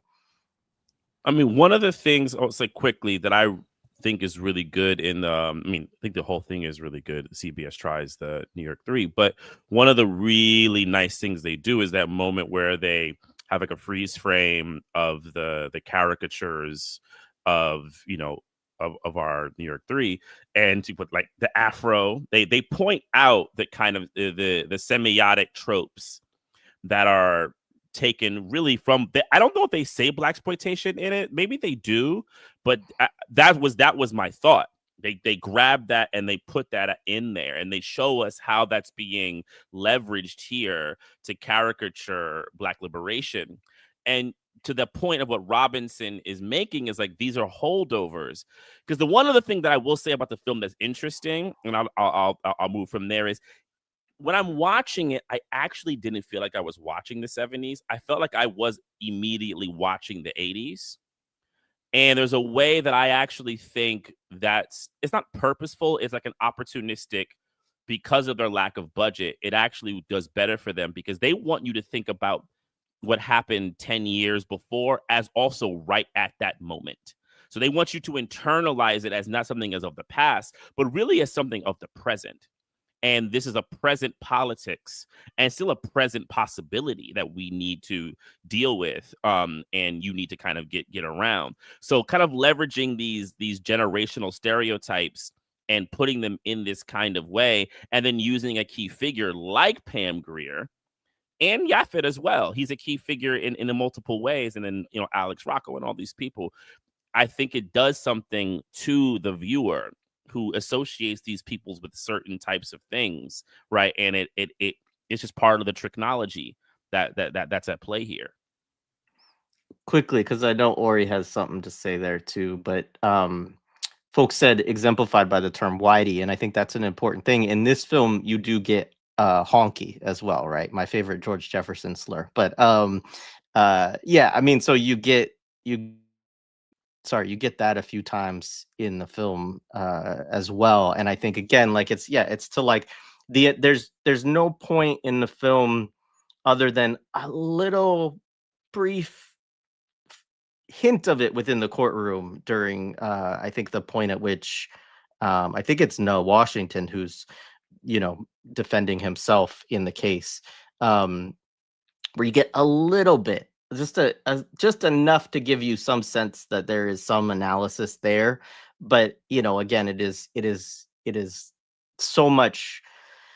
There would be so much more, right, from all of these folks in terms of their analysis of why they were in this situation, what they were struggling against, what the system represented, everything else. And it very much, the thing that's important about it is that it also allows the film to kind of set up this thing where all the people who turn against the New York Three do so out of some kind of moral awakening within the film, right? So some sort of idea that they recognize it's the right thing to do, that it was wrong what the New York Three were alleged to have done, and and so this is the right thing to do. They were just worried that if they did it, that they'd get in trouble or they might get attacked by the BLA or something like that, right? And so it's not that anyone has any kind of political commitment here or any kind of morality about why they engaged in the type of struggle that they did, but it's that they're afraid of these kind of mobster-esque potential reprisals or things like that. And it's really, that part I found to be one of the more insulting parts of the film, is that when you get all of these women into rooms by themselves, that there are no politics and there is no worldview and there is no no real analysis or understanding. And I think that's the part that stood out to me in what Robinson was talking about, as like, if you go to Kathleen Cleaver or Angela Davis or any of these folks that had cases or were a part of the Panthers, or Assata Shakur, right, that there would be so much richness to their who they were and what they were about. That's just not there.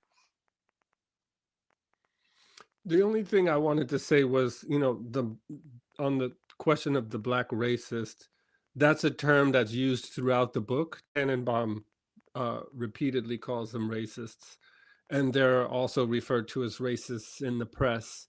And at various points, and you can see this with the Nixon tapes as well, they're struggling with this idea that they're killing Black cops. So they don't actually they know that the analysis doesn't fit, but that's kind of the best that they can muster in terms of trying to figure out how to describe and narrate what's happening. The only other thing I want to point out in terms of the evacuation of the politics is they released a communique to the press. It was a big deal, because And this doesn't talk about the May 19th action where two cops were wounded. And that's the one that Dhoruba went down for. And he was obviously proved later that he was framed. A communique went into the press about that. And then a couple of days later, a communique went into the press about this action. And I'm not going to read them, but those communications make reference to Vietnam. They make reference to pervasive police violence. And so I think, again, including them would have made for better drama. But I think it would go against the narrative that's trying to be constructed here. The other thing I want to point out, there was, films like Serpico had come out a decade earlier about this period, which talked about the extent of police corruption, right? I mean, I think the police had been demonstrated to have been stealing many kilos of cocaine from the evidence room and then selling it, redistributing it, right? And the Panthers have been talking about capitalism plus dope equals genocide, and the police complicity in genocide through dope dealing and also through killing. Assata Shakur's aunt, Evelyn Williams, talks about how, let's see, where is it? I wrote it down. I want to read this quote really quickly if I can find it. She says, she's a lawyer. She says between 1971 and 1973, roughly 1,000 Black people were killed by police in America versus 20 cops that were allegedly killed by the BLA. So I just wanted to point that out there in terms of, right? So on the one hand, I'd be interested. I mean, I'd be interested in knowing where she gets the 1,000 figure from, right? Because it's not something that's tracked at the federal level and often at the state level, right? But even the fact that it's not tracked gives us a sense of how unimportant it is, right? Because you don't count things that aren't important. So she came up with that figure.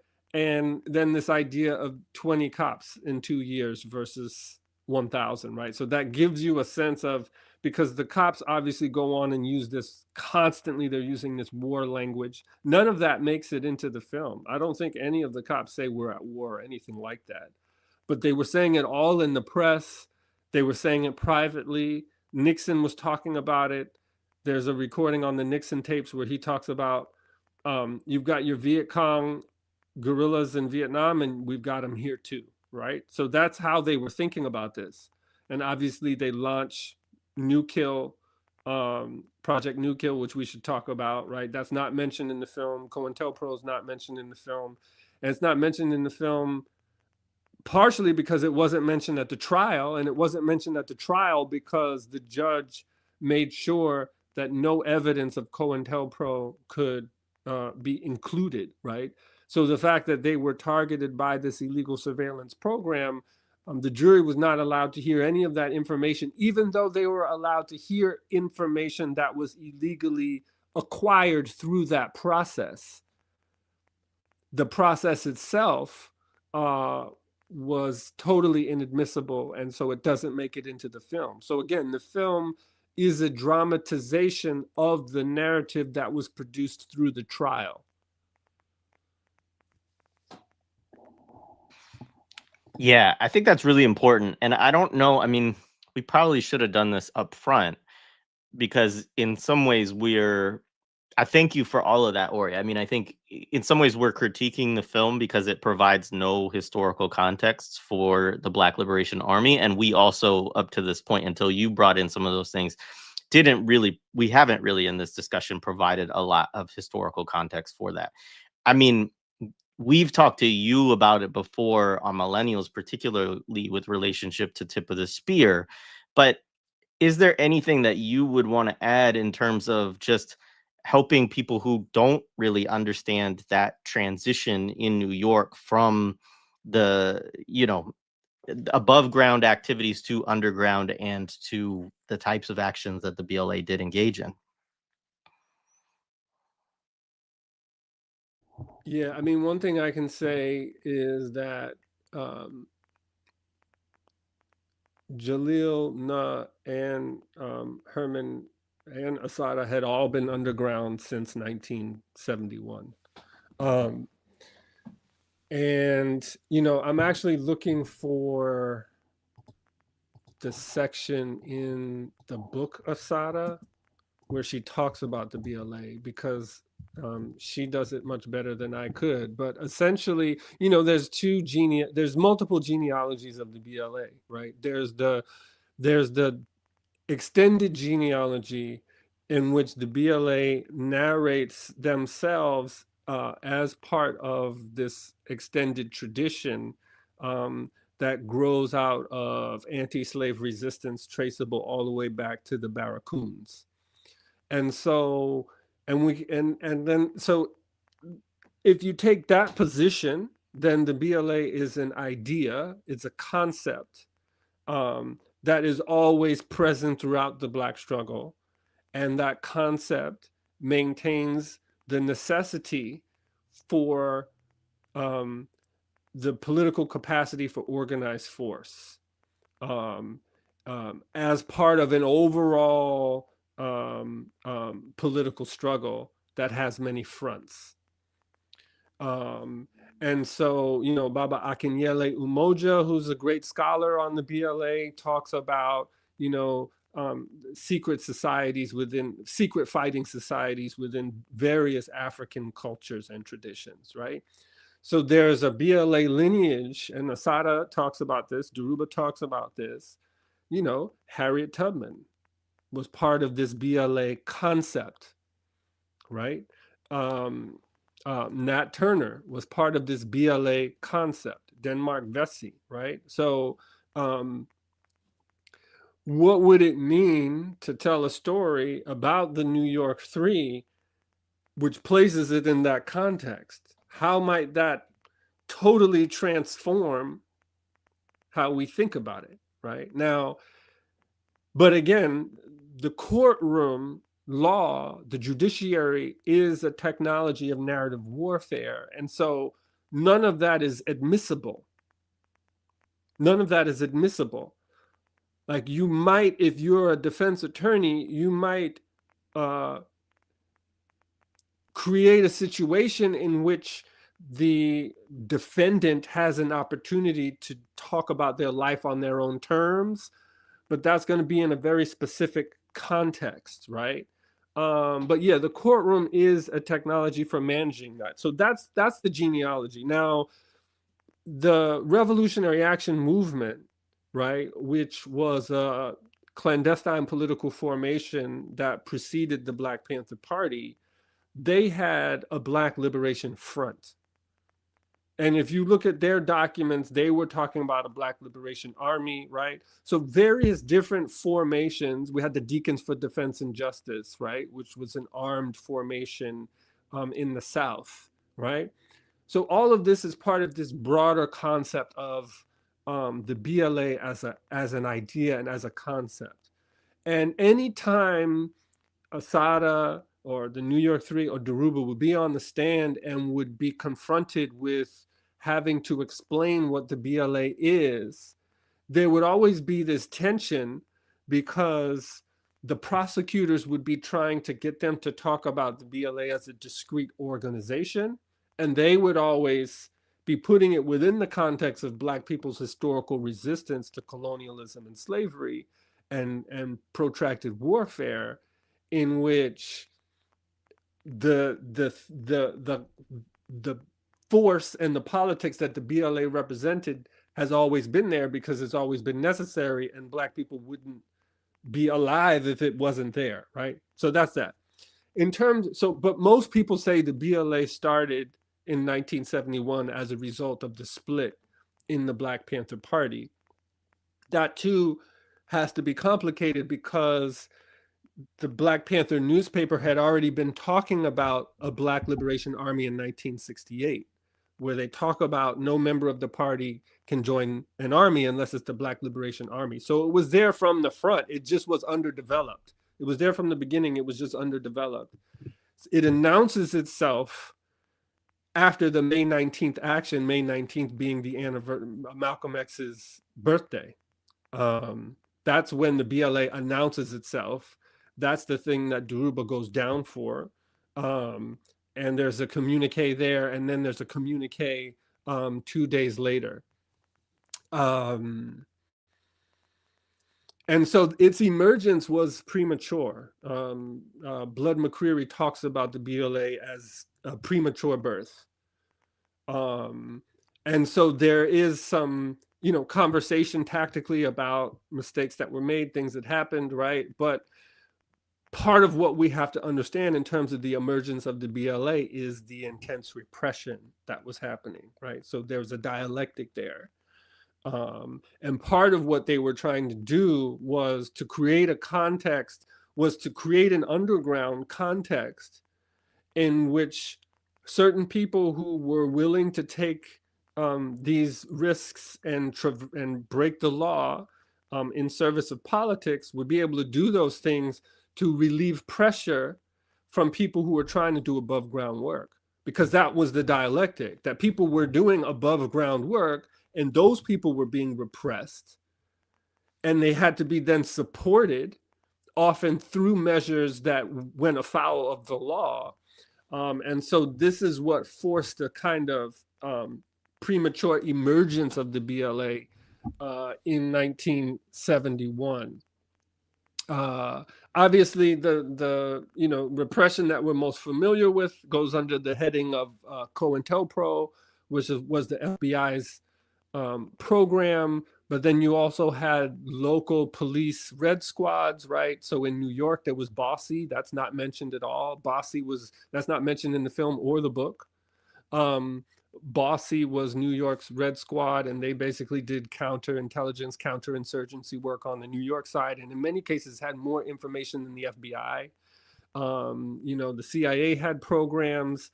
The FBI had direct links to all the media organizations, including CBS, which is it's CBS that this came out on, right? Yeah, including CBS. So COINTELPRO is exposed right around the time that this is happening. So then there are a number of other programs. One of them is New Kill, which is announced on May 26, 1971 in the White House.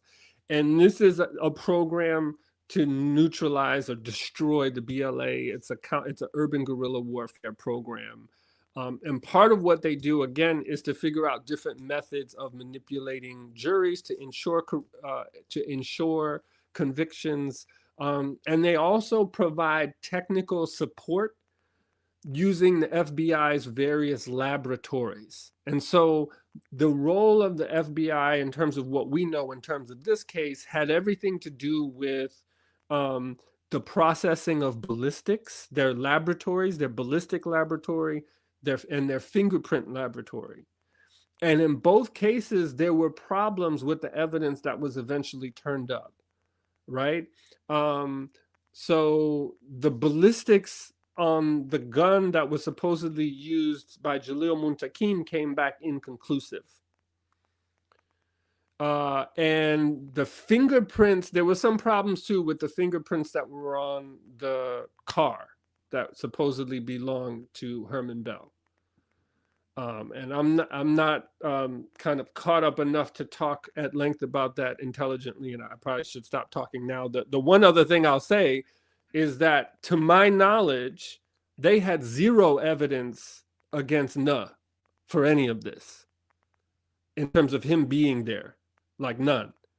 But they definitely wanted to get him off the street because, again, these folks were members of the BLA. Like, they are open about that. They talk about that. So they weren't just kind of sitting around, kind of making pamphlets or whatever. They was out there. They were doing things. They were making things happen. So yeah. No, appreciate that. And I mean, I definitely encourage people, if they haven't, to please read your book, Tip as a Spear, too, because I also always, I know for both Mtumbe and I, because we read it together. I've read it multiple times now, but that, reading the context of Attica and the dialectics that go on there, and the extreme repression, brutality, assault, etc., that comes out of when the state retakes Attica. I mean, obviously they kill people, right, including corrections officers, but there's also, as you go into in a lot of detail in that book, there's all types of other levels of torture, violence, and defilement, and which happened here too, which happened in this case too. yeah, So yeah, we definitely got to and talk about that at some point. I mean, yeah, we should.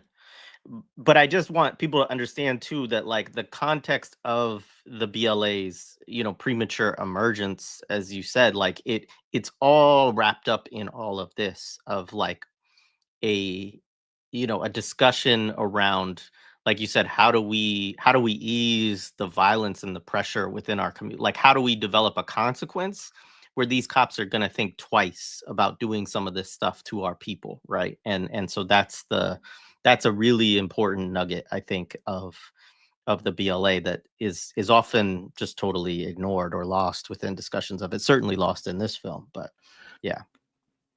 It's funny because one of the things that the movie does, the TV movie does, there are these like moments where they'll have a character say something, like the character who I guess I'm figuring, tell me if I'm wrong, that the Lester Bertram Day character is not that's not his actual real name, right? Is that supposed to be Reuben Scott, essentially? It's a pseudonym. It's also a pseudonym in the book. It's interesting who gets a pseudonym and who doesn't. Interesting. Okay. Well, yeah, I'll just make this quick point and then we can maybe build off of that. But he has a moment where he's in a scene with Yaphet Kotto's character, right? And they're talking and he says this line, like, we got to get the honkies and all these people. We got to set things right. And they'll make these lines that, that they have these concerns being Black people, right? But they're never shown as any having legitimacy. There's never any visual legitimacy to anything that they verbally claim, which is, I think, a very pernicious tactic that they do, because it can only either be one of two things. They're lying, or that if there's a kernel of truth to it, it isn't so important that we have to visualize it, right? So how that works on the kind of people, right? How it works on your brain, you don't see it as legitimate. And in Ori, is when you were talking about the legal system, I mean, that's what the whole thing is, right? Is this idea that the only legitimate place is the law system, right? And we have to judge everything based on its rules. So if the law system doesn't accept that argument, it's effectively illegitimate, right? It's just illegitimate. It's natural law. And this movie is literally part of that project that, like I said, you're just going to see be so pervasive. I mean, LA Law comes out the next year, right? It's like the next year. Then you get Law and Order, like I said, Homicide. It becomes the pervasive liberal counterinsurgency, right? Like, we get that you have grievances, but you have to do it within the law confines, because what do liberal lawyers always say? We have the greatest law system in history. Right? They always love to do that in these movies, right? We have the greatest system of law ever established. And if you can't figure out within that, basically your fault.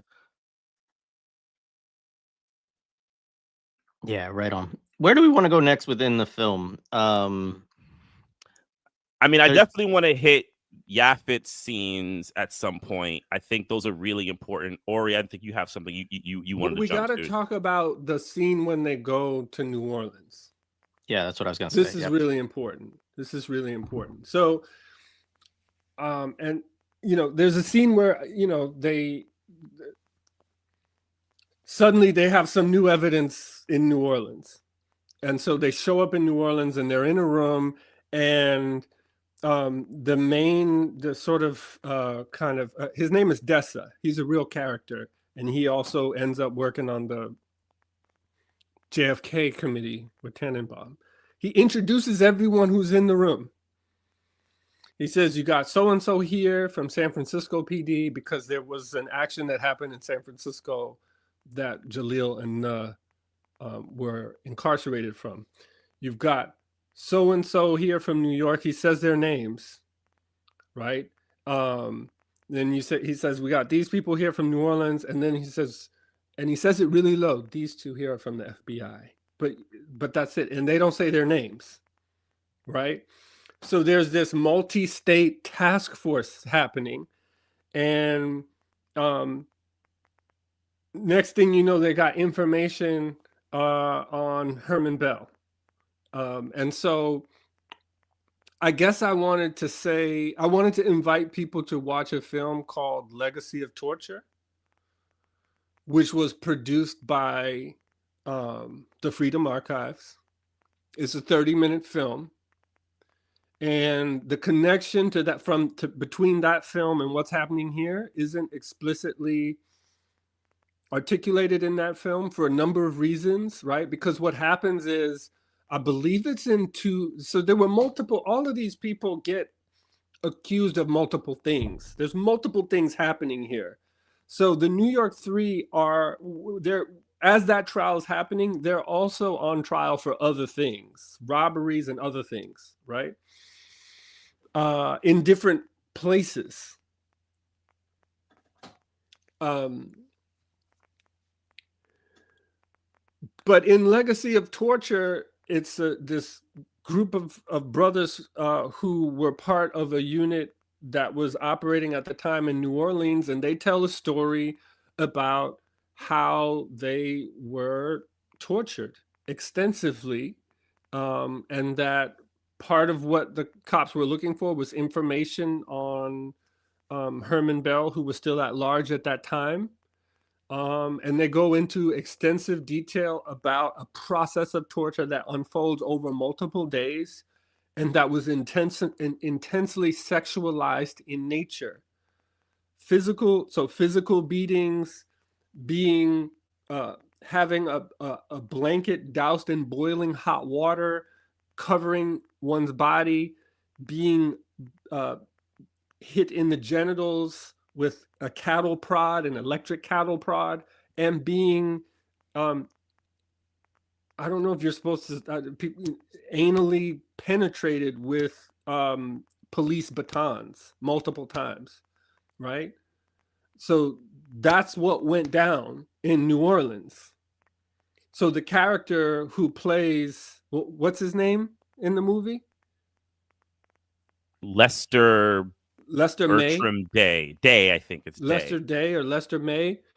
That's how they produced him. That's what he had gone through. All right. And then he had been incarcerated in Louisiana for like 2 years as this trial was unfolding. And at a certain point, he recanted the information that he gave, because it was given under torture. But that was, that never came out really as a major aspect of the trial. It's mentioned in passing in the film, like toward the end, oh, he may have been tortured, and then that's it.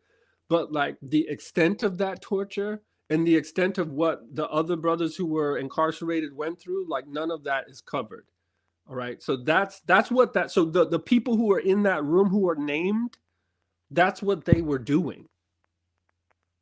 Okay. So from what I understand, the New Orleans police did the brunt of the torture, and then the New York police would come in and ask questions. Then they would leave. Then more torture would happen. Then the FBI would come in. Then they would leave. Then San Francisco, then they would leave. But they would all be in the same compound, and this happened over a number of days. So that's what that scene was about. And it's interesting that in the film, Tannenbaum comes down to New Orleans. He's there. So I don't know if in real life he was there or what, but like, so I definitely wanted to make sure that is something that we discuss. And again, this is about what's not in the film. And of course, how would you know that? And I mean, and to the point, if you've seen it or you haven't seen it, the way they do the operation in the film, it is so antiseptically clean. It's like there is nothing, not a corner cut, not an over aggressive move. It's just savvy to the point that like you just have to be suspicious looking at it.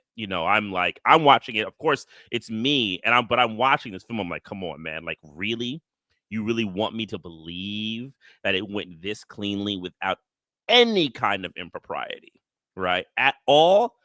Like, who you fooling here? And that's where you really like. I remember Jay, you wrote that it's like insulting to the audience. It is. It's insulting to anyone with a medium level of intelligence about police conduct at all. It's insulting of like my own experiences being arrested for like a bag of weed. Like it's insulting to like that level of police BS that you encounter in a situation like that. Like it insults at that kind of level. So the notion that in a situation where you have a national, manhunt and a case like Orisanmi was talking about that Nixon himself is, you know, talking about the importance of and the importance of, capturing these folks. And yeah, I mean, it's very the whole movie is very insulting to people's intelligence. And I think that the part that I can't, and this is just where I am in the world these days, right, is that like the number of people who will watch it and write in the comments like, thank you for sharing this history or this information.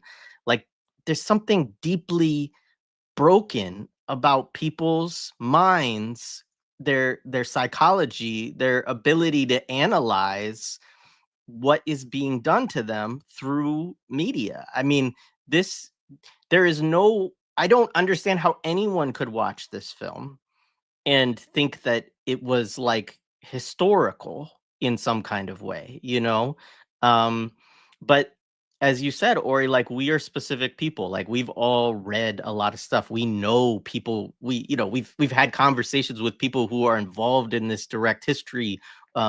Including one of the defendants in this case. There's so we're not coming to it from the way that like the average, 30-year-old watching it in the 1980s, in Nebraska or something like that would have been coming to it. But it is still, I find it's one of those things where there are many points in the film where I'm like, this is beyond the suspension of disbelief. Like I don't know how to suspend my disbelief to the degree that would be necessary for this type of propaganda operation to be very effective on me. But that's where we are in terms of trying to, decolonize minds or whatever, I think.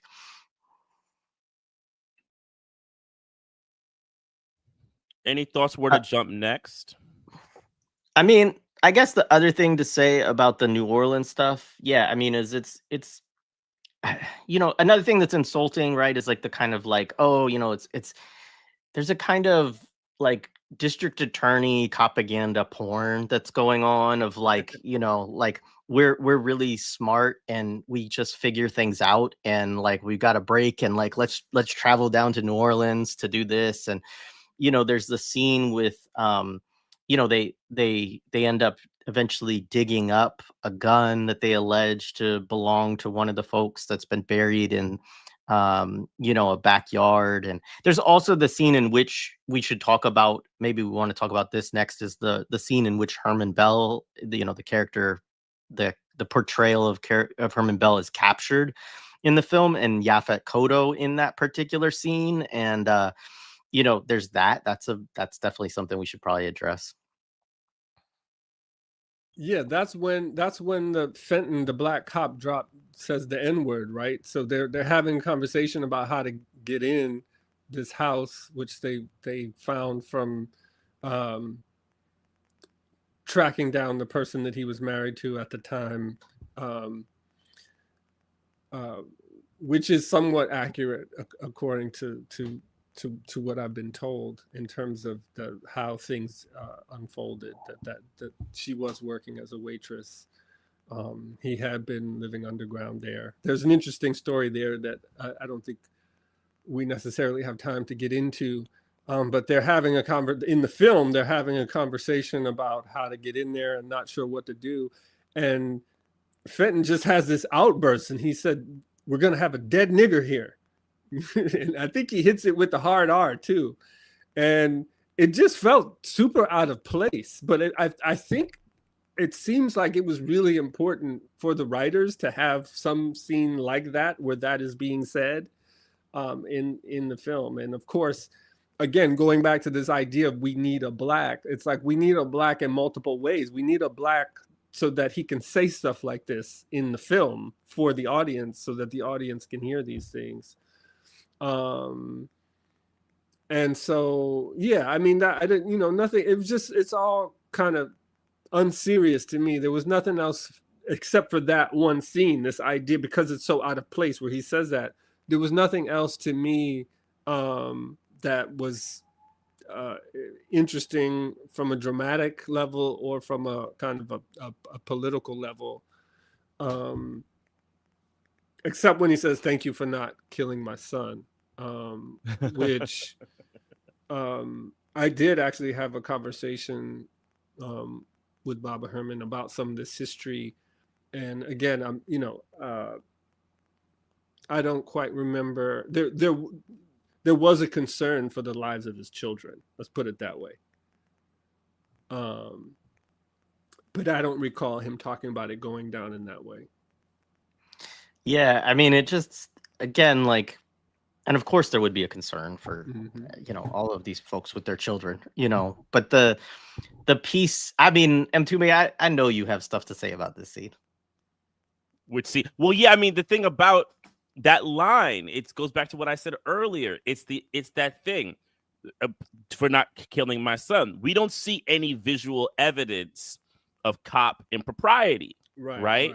So if you just put that line on it, you have one or two things. Well, maybe that's happened, but it doesn't, you're overreacting, or it literally is an unprincipled accusation that these wild black people do. Yeah, it's funny, man. When I was watching Yaphet do the whole thing, that, and also the scene in the bar where they're tracking who's alleged to be, right?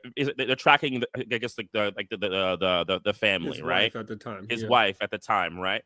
So he goes into this caricature of blackness as a way to be subterfuge, right? And it's funny when they're in the bar in New Orleans, I'm like, I mean, y'all both look like feds, man. Like, ain't no one in there. If that's how y'all really did it, there's no one who's in New Orleans. First of all, they're gonna think one or two things: you feds or you out of towners, and you just weird. So why you being so much, right? So the fact that you think that that's gonna pass is ridiculous, but the sequence, I mean, he kind of walks around. He does this jive move as he's kind of going down. And it's part of this large thing that happens with the character of Fenton, which I wouldn't be surprised. I mean, outside of it being the actual savvy move, I wouldn't be surprised if he actually did that in his real life to a certain degree. That type of representation of how he thought about his own people and how he thought he could infiltrate his own people. These weird formations. It was just so dastardly nasty, because then you connect it to some other things. Like, one of the scenes that I found really interesting is there's a later scene where they're interrogating Lester Day about the gun and stuff like that, and Lester brings up reading Mao Zedong, right? And he's talking about how the revolution is going to happen, and and all that type of stuff. So his line to then Lester Day is, well, remember when Nixon went to China, right? And Lester Day goes, yeah. He says, did you see any black people on the welcoming committee? And this idea that international solidarity is some bullshit. This international revolution. Oh, because Lester Day specifically says to Tannenbaum that the revolution is going to happen, right? And Tannenbaum just flails it off. This is stupid. I think he says, "Oh, please," or something like that, right? And, you know, and then Fenton's response to that is like, look, dude, they not black people.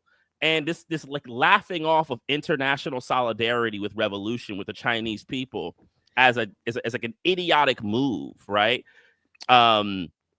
By Fenton, to me, just shows like it shows this black conservative kind of thoughts about black people and the caricature. You all are a bunch of idiots. So when I play you in my little moment that I'm going to come get you, I'm going to show you how much of an idiot you are, and I'm going to catch you at the same time. And to be clear, that statement where Mao's Little Red Book is mentioned is the most substantive engagement with politics in the film, period. There's no other revolutionary thinker that's mentioned. There's no other text, radical text, that is mentioned. There's no other sense that we're in an international context that might be shaping how things are unfolding domestically that is mentioned. And the only, so, and it's actually a stroke. I don't want to say genius because it's definitely not that, but it's interesting that China's used, and I think the only reason why they're allowed to mention Mao is because of the retort in which the shift in China-US relations that happens in 1972 as a result of Nixon's trip there, right? That the whole purpose of mentioning the Little Red Book is to then mention this shift that happens, that kind of that opened a new chapter or actually closed a chapter in the kind of internationalism that was developing, the sort of Afro-Asian solidarities that were developing vis-a-vis China and black people in the US, right? But if this was a film, right, about 1965, 1964, he wouldn't have been able to say that because Robert F. Williams was on the welcoming committee in China, and Mao Zedong was releasing statements in support of the Black liberation struggle, right? And so they're inviting you to think about solidarity through this specific framework that is put in place in 1972, precisely so that Negroes like Fenton can say that. Yeah, it's nefarious, and I think, you know, it. Yeah, I don't have much more to say on that point beyond what you said. Honestly, I mean, I don't know. Is there anything else? Should we move to what other scenes stood out to you all? You go ahead. It's just the last scene. Yeah, I mean, some other things. That's why I'm saying he's the most important. Like all of the scenes of note, pretty much, Fenton is there. Yeah, a couple of things I'll say. Oh, do you have something? I'll have one thing before you can go, Jay, but I have one thing. I want to talk about the portrayal of the lawyer, the white lawyer, also for a quick thing. But go ahead. Yeah, you can go, Jay, first. I'm just gonna run through a couple other things that happen, just so people kind of have them. I mean, there's one of the things that's important is that they lose the first trial, like it's a hung jury, right? Which is one of the points that, you know, it's a mistrial. It's one of the points that is actually maybe a slight moment where you get a sense in the film that there is some support, or there are people who are difficult to convince that these folks actually either did this, or that the politics of it didn't have some, you know, understanding. Because even in the defense in that trial, the defense attorney at least does some work to try to historically situate, you know, the figures and the actions within some kind of context of the racism of the United States and so on, which I'm sure would have been done much better, because a lot of the courtroom work in that period from some of the radical attorneys was actually, you know, pretty good. And in addition to the fact that they represented some of themselves and made those cases, but that happens before, so that's they then they get more information, and that after that is when they actually go down to New Orleans and dig up the gun, which becomes the kind of gotcha that James Wood uses in calling it the badge of the assassin. you know, there is a whole pep talk that has to be done with Tannenbaum after that. So Cliff actually gives a pep talk to Tannenbaum to kind of set him back on his ways of his historical mission because he has failed to get the conviction. And, you know, I mean, Ori made the point that Tannenbaum is known for having won all of his prosecuting cases, but we can only really say that because they do eventually get the conviction in the second trial. You know, the first one is a mistrial. And let's see what other ones there. You know, there is that one point that's interesting. You mentioned the Lester character, which is a pseudonym. But this is a point that's made in the CBS Tries the New York 3 documentary, which is, you know, obviously they talk in more detail about the torture, which there is a little bit of a mention of in the trial. But they talk in more detail about that in CBS Tries the New York 3. But the other thing that they mention, which is not shown in the film at all, is that the Lester character actually sought an audience with the judge when he was brought to New York to say, hey, they tortured the crap out of me and I'm about to lie on the stand because they've told me that I have to do it. And everything that I'm about to testify to is false. It didn't actually happen. And you know, as they tell it in the CBS Tries the New York 3, he was not allowed to basically to not testify. And so, you know, the judge didn't give any merit to the notion that he had been tortured and that he, you know, even as he has this audience with him in the chambers to tell him, I'm about to lie, that you know, anyway, it doesn't work out. They put him on the stand, and you know, that's it. That whole dynamic around Lester, I guess, is one of the kind of important, you know, again, and it's again a thing. They bring in Mal, like Ori said, but again, like the level of the analysis that all of these characters possess, even in his case where he references these things, it's like all that, you know, Tannenbaum or Kotto or any of them have to do is just give them like a one-liner and the whole analysis falls apart, right? Like it's like, oh, like de-radicalized immediately, right? Like, and I found that part, you know, to be one of the more, again, offensive ideas is that, you know, politics like this are, look, there's a lot of people that don't have deep revolutionary politics. I do get that. But a lot of these folks do, right? And there's no representation of that, even to caricature it within the film, really. There's really not. And I, you know, again, I think it's just insulting to sort of people's intelligence. That's kind of it, other than the closing scenes and the stuff like that. So if you guys want to jump on that. I'm sorry. Can I say something else about the trial? Because this is really important, actually. And again, this goes back to what's not in the film. And it's not in Safia's documentary either for other reasons. But again, this would have made the film better, more exciting, which is the at least 4 escape attempts that I know of that were reported in the press and or were later described by the people who participated in them, right? So at one point it was, I'm gonna say what was reported in the newspapers. At one point it was reported in the newspapers that a struggle with, I'm not even going to say their names, a struggle with some of them, some of those who were accused unfolded in Rikers Island, and they temporarily took control of a cell block and were trying to break out.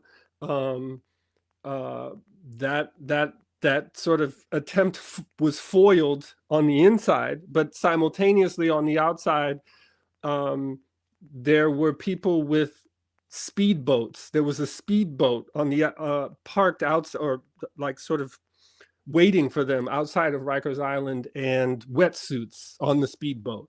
And those abandoned wetsuits were found sort of like on the bay of Rikers Island. And the press started talking about the existence of a Black Liberation Navy, right? So that happened. right?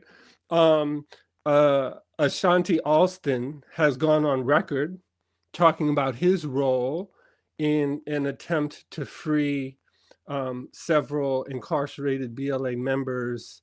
I think one of them was one of the Torres brothers, and maybe someone else, right? But they're different. Again, there are different sort of formations, right? That happened. I won't say where I got this from, but there was another escape in the Bronx, escape attempt in the Bronx house of detention, where a hole was cut in the ceiling, and they climbed through, but something happened, and it kind of just didn't work out.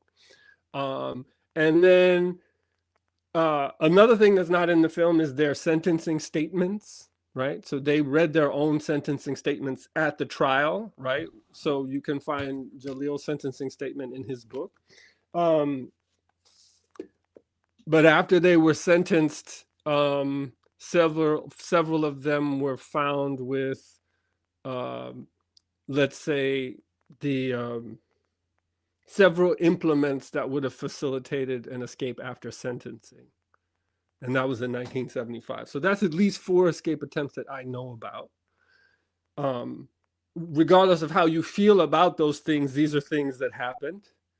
And they didn't include it, I think, because it would suggest that these people are more intelligent than the filmmakers are letting on. And also think about the long history of prison escape cinema, right? Escape from Alcatraz, where the whole film, you're supposed to identify with this and root for this person breaking out of prison. And so, yeah, it would be very difficult. And some of these escape attempts actually had bearing on the trial itself, because the jurors encountered the press of those escape attempts. And I think that is why, no, this happened some of it happened during the second trial. Some of it happened during the second trial. And so there was a whole thing about whether or not there was going to be another mistrial. So I just wanted to point that out, that these are very exciting, courageous, sensational things that happened that would seem to be ready-made for inclusion into a film, but they weren't, because this, I think, would maybe create more holes in the narrative of these caricatures that were not fully formed and capable of thinking for themselves. But in turn, what they did concoct was this idea of the Black Revolutionaries being, unprincipled jury and witness intimidators. And that was something that really stuck out watching the film. This idea of behind the bench, behind the audience, or whatever what you would call it, jury and it was actually witness intimidation that they would kind of show within it. So not only do they not show the abuse and the coercion that the state would do towards witnesses, towards people they deemed as suspects that they captured, but then they would say that people doing the unprincipled behavior outside of the within the world of the trial were these Black revolutionaries. They were intimidators. They didn't care about the community, and they really make a big visual deal out of it. Like it's like a real big visual happening, and there's a big scene where one of the witnesses, or the supposed witnesses, she has like a big stand-up moment at it, and it's really made and it's interesting because you connect that with Fenton's character, right? Or Felton, I can't remember his name right now. You connect that with kind of his politic, and you get a kind of vision that a principled constituency of the Black community is just consistently terrorized by this unprincipled element within the Black community, which we already know is a trope that's been around for a long time, would become more pervasive in the 80s, into the 90s. I mean, just think about shit like New Jack City that would come, 3, 4, 5 years later, right? These kinds of ideas that, the real problem with the Black community is the intimidation that's coming from within, right? These unprincipled people who have this like hold over Black people, right? Who are good natured. That's really the issue, right? And it's funny. I remember when we were talking about RoboCop and we talked about the kind of the mixing the semiotics of like the drug dealer and the revolutionary, right? And I wonder, it's interesting when you think about this and how we would kind of march on in a couple of years, how things like this also would aid and just kind of make them into one kind of glup bubble of unprincipled behavior in the Black community. Yeah, and I think to that Cedric Robinson piece, like that's part of what he's talking about too, about the role of blaxploitation, you know, about that it provides that bridge. Like, well, it might provide a lot of things that we're like drawn into watching for various reasons, right? That it collapses these categories in very nefarious ways. So we should talk about Tannenbaum and Kotto and the end of this film, and you know, the interaction with the character playing Herman Bell and all of this kind of, you know, elements at the end. I mean, just to set it up for people. So the because you know the trial the first time goes into this hung jury, they do the whole, you know, the jury's now deliberating, are they going to win again type thing. It's the trope, and you know, they're all sitting down. They kind of position Tannenbaum as like kind of measured, right? He's just eating his food, right? Though he's a little nervous when like the phone rings, he grabs it really quickly. And you get you know, Yaphet Kotto's character, or he is like, he can't take it, right? This thing is like messing with him, like his soul, right? He has to kind of do it. So he goes to visit the character who's supposed to be representing Herman Bell, to have a conversation, to like do the thing where it's like, look, man, you know, like, why did you do it? Is his question, essentially, right? And like, don't give me the bullshit, right? Like, just tell me why you did it. And they get into this conversation. Jay, do you have the lines with You you? know, I do. Yeah, I know you do. I would actually like to, let's just read, if you could just read the lines. I just think, like, even because paraphrasing it, I think is bad. I think we read the lines, I think people will really get it. There's one line from the closing arguments of Tannenbaum that I want to read before that, which is he says, Piagetini was not killed because he was white, looking at a white juror as he says it. Then he goes over to like a one Black juror who's like a, you know, balding older man. He says, Waverly Jones was not killed because he was Black. And he says it, he like screams it in the Black man's face, which is just wild. And then he says both men were executed, shot in the back by cowards because they wore blue, right? And so you get like it's you know, an early representation of the kind of Blue Lives Matter you know, aesthetic. But the scene you're talking about, yeah. So I have in my notes, Cliff pulls Herman into an interrogation room as the jury is deliberating. I also thought this, like, there's no way that that would actually happen. Like, a cop pulls one of the defendants into an interrogation room as the jury's deliberating. Like, it just seemed, you know, maybe it would. I don't know. It seemed far-fetched to me. But he says, quote, if you were Black, this is Herman Bell, his character again, not something he actually said, but the person playing him in this movie. If you were Black, you would know. And then Kotto's character responds, Black has nothing to do with it, and throws a chair, right? And he says, there's some more banter, but then Bell says, we are going no place, and he lists off generation. So he gives like this, he does kind of historically narrate the experience of Black people. And he says they won't let us, I think he says they won't let us out of the crack. I actually couldn't quite like make out what he was saying there. Because and then Yaphet Kotto's character Cliff, he says you won't let yourself out of the crack because what you did makes no sense. And then the character of Bell says It doesn't have to make sense. It just has to get noticed. They have to understand oppressing people costs. If you don't do it, there'll be something else. If that don't do it, there'll be something else, right? So if this cost isn't enough for the system, there'll be something else, right? That's the intimation. And then Cliff says, now I know what you are. You're not a leader. You're not a man. You're a black thug. And if you ever put your foot on the streets again, I want you to know that this black cop will be waiting for you. So those are the lines. So in an article for the Pittsburgh Press, Yaphet Kotto, the actor, says, I've been waiting to play that scene for years. Back in those days, I was vice president of the Congress of Racial Equality, and extremists who were doing weird things were painful to those of us who were trying to affect change through nonviolence. Nobody remembers anymore, and nobody cares. I worked for Jack Kennedy and Martin Luther King Jr., and I was in that hotel when Bobby Kennedy was shot.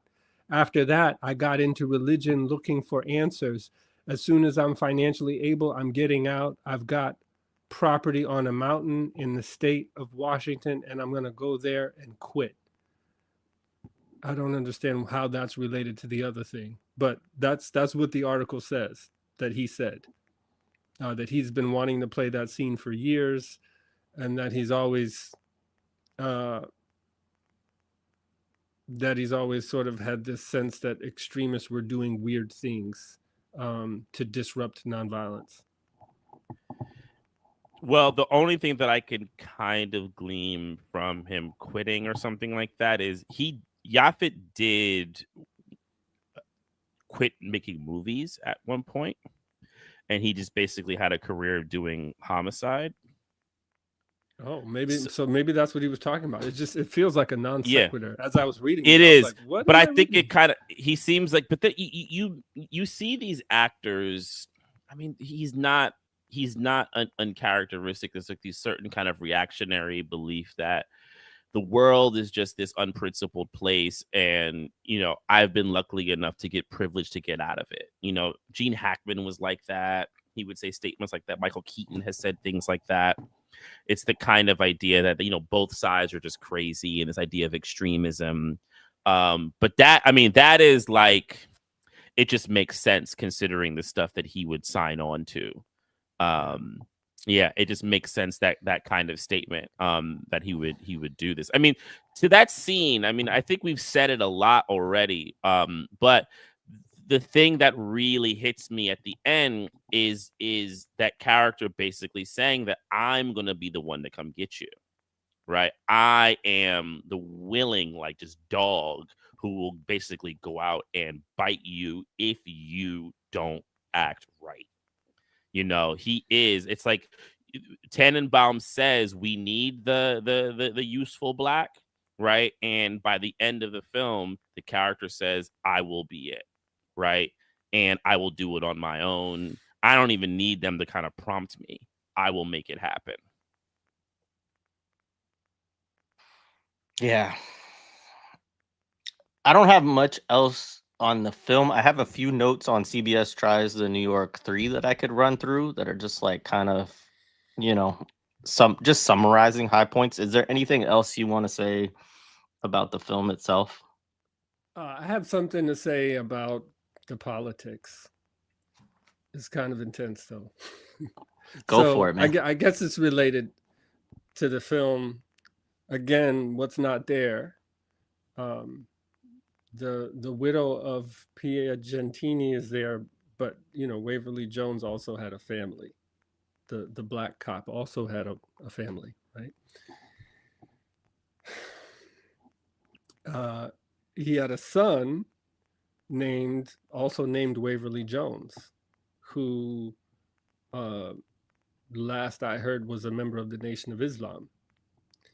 And in 2004, at least, maybe not before then, came out publicly supporting the parole of Herman Bell and Jalil Muntaqim. And I have here a letter that he wrote explaining why he supported them. And I think having just heard Yaphet Kotto, the character of Yaphet Kotto's position, it would be meaningful to read this. So I'm going to read it. To a beloved brother, my name is Waverly Jones. I am the son of Officer Waverly Jones, and I wanted to send this letter to you to express my feelings toward you and those who were convicted along with you. First, I pray that your spirit and light of optimism never dims no matter what outcome February 4th, 2004 yields. Men have been known to judge without justice, but Allah, God's judgment, is always just. I have studied much history of our struggle in the United States and how the government has utilized sinister tactics to obtain their desired results to crush the downtrodden from gaining significant progress toward self-sufficiency. That history is well documented, and men and women who fought to obtain dignity will forever be recorded as men and women that stood on the right side of history. I am so grateful to God for you and those like you that decided to fight an unjust system. There are three types of individuals: those that make things happen, those that watch things happen, and those that sit back and wonder what happened. You were among those that made things happen, and we are those that we are those that benefited from your efforts. Thank you. Thank you. When I was a little boy, I used to watch the movie Badge of the Assassin, and even as a young boy, I did not harbor hate towards you. I understood even then that my father and his partner was a victim of the times, unfortunately. I did not then, nor do I now, feel a desire for revenge or to see you rot in prison for the rest of your life. As I got older, I came into Islam and read the Quran. I came across the surah and verse that stated that when an unrighteous person brings you news, you should look into it very carefully, lest you harm a person and be sorry for what you did. So I looked at the tactics that the government, both federal and state, as well as the police department throughout the USA, along with the media, both visual and print, have used. It is filled with deceit, lies, half-truths, artificial and evil. I never can believe their account wholeheartedly. I chose to weigh what was before me and concluded that you, along with, I'm going to leave those names out, are not murderers. You are freedom fighters that are paying for your political wisdom. I pray for your release, and I pray that God increases your strength and magnify your light, that you may be an even greater force within a society that desperately needed men like you. Peace and blessings to you. I am your brother, Waverly Jones. Wow. Ori, this is why it's so great to work with you on stuff, because the archival, the digging in the crates that you do for these conversations is unparalleled. So I appreciate it so much. Yeah, I don't know. Do you have any reflections on that, Mtume? I mean, I'll say Ori shared that with me a little while ago. Or I've read it. And I will say, when I read that, I kind of paused for about an hour. Well, because it's heavy in a way that I mean, I think we could do a whole other show on that kind of position in history, and thinking about society. But I think it also just shows that once you have a certain level of perspective, you can't deny the realities of what is real. And the person who is directly emotionally involved, if they can come to that realization, hey, nothing else to say to someone who refuses that kind of realization. I wanted to share a couple of comments that I saw from Russell Schultz the third, I believe, in the chat, which is working on Herman's case was like fighting these types of propaganda one after another. Herman and my father had rural white supporters. The state runs the same plays. You have to know their actions. Um, the cop's family became enthralled with Herman. This was later on, as did my father's hostage and her son. They saw the human in them, and these cop shows slash movies never see their humanity. And yeah, I mean, first of all, shout out to the late great Russell Maroon Schultz and to Russell Schultz the third. Thank you for joining and sharing that. There's a couple things I think I can pivot into CBS Tries the New York Three with just a few things. It's really bullet points. But then we can, if there's anything else people want to add as we kind of start to wind down. So one, like Safia Bukhari is just an amazing person. Like people should read The War Before, all of it if they haven't. And I definitely encourage people to watch this piece, which she, I believe, was central to bringing about, along with, Brian Glick and the New York Three themselves. But she talked about how the film was not just a made for TV movie, but continued to play on Showtime, which makes sense because CBS and Showtime are they're one company. My reflection watching it, I mean, obviously it seeks to add history. It's a humanizing, to the point that we've just talked about. Like CBS Tries the New York Three, focuses on in a short period of time, right? Like it's not 3 hours and 11 minutes like we've been going on, but in a short period of time, it seeks to, give you let you hear from Herman Bell, Jalil Muntaqim, and Washington, on their backgrounds, on their politics, on how they got involved in the struggle, and at times, I mean, even Jalil Muntaqim, which he's talked about this with us on our platform, of the kind of like you couldn't get away from the struggle, you couldn't get away from it, the way that it kind of carried him, the momentum it carried him into it.